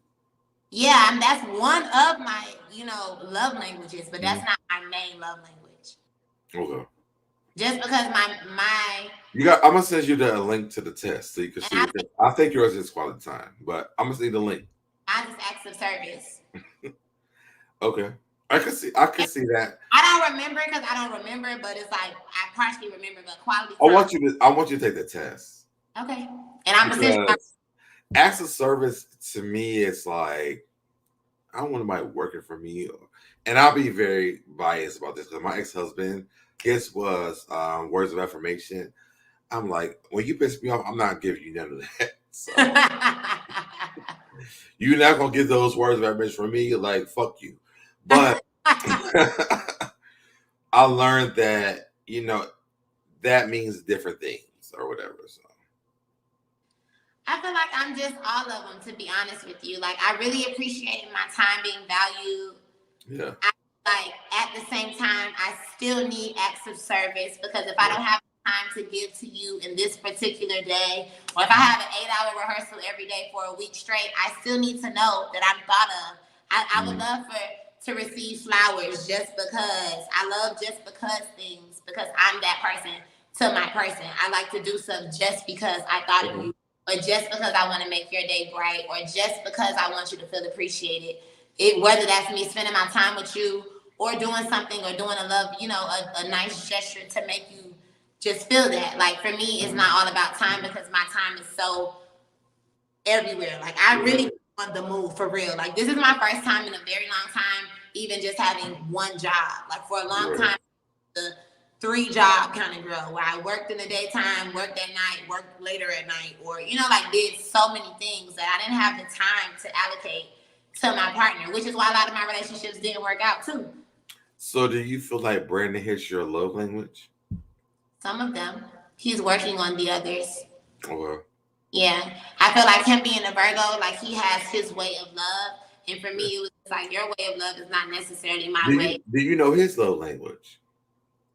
He's definitely a quality timer. I can see that.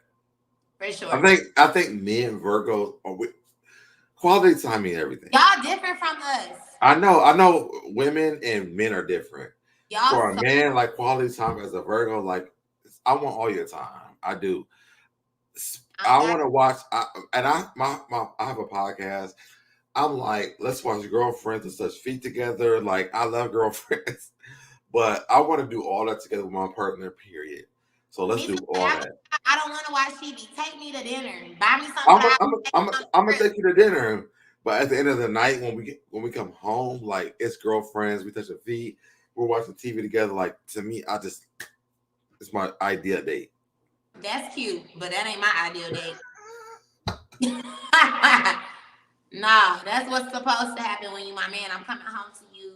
You know, like that time is a part of the relationship. That is stuff that definitely needs attention. However, that is not everything. Like I don't want to sit up under you all day and you not do nothing to make me happy. Don't. Yeah, not all day. I'm just saying, like, if we're having a date night, like, let's go out to eat. When we come home, like, turn on Girlfriends for me. I want to watch this with you. I want to laugh about this stuff because I can recite all the lines on all the show. Like, I want to watch that together. I don't watch TV like that. So for me coming home to watch TV, I be like, Girlfriends is like way past. I ain't gonna lie, Girlfriends was epic. Yes. So it's like it's not a new show, but when we going home, like Netflix has all the seasons. Turn this on for me. I want to watch this with you. Like I want to laugh. I want to talk about this. I want to recite all the lines with you. I want to like cuddle up with you. Like, come on, give me all your energy. I feel it. I love all the energy. Yes. But I still want to do some other shit. Take me on the trip. Let's go on a trip. I love the trip. On the trip, let's watch Girlfriends while we're there. Hell no, we're not watching TV. We going everywhere, wherever we at. I don't want to watch TV. We gotta go to bed at some time, right? After we fuck. When we go to bed, let's watch Girlfriends. I'm like, we can go to bed. I don't want to watch TV. No, I when we go to bed, I mean that's some different stuff, but you know. It's my time. Like while we doing that stuff, let's turn on Girlfriends while we doing it. Hell no. I ain't watching nothing else. What? You watching Kandi in the Game? That's like watching Kandi in the Game when we trying to do it. I'm not trying to give out nothing else. Tell the people where they can find you. Everybody, you can find me on Instagram at I am D Variety. That is I am the letter D, the word variety. V is in Victor, ARIETY. You can shop. Her Variety is my website for my dance, clothing, wear, streetwear, everything that she loves, which is me. I'm gonna have shot glasses, etc. on there pretty soon. You can catch me on BMF season 2. I just did an episode where I'm a dancer on one of the episodes. I'm not sure how much will be shown of that, but you can catch me there. And a couple of more, like, you know, different jobs.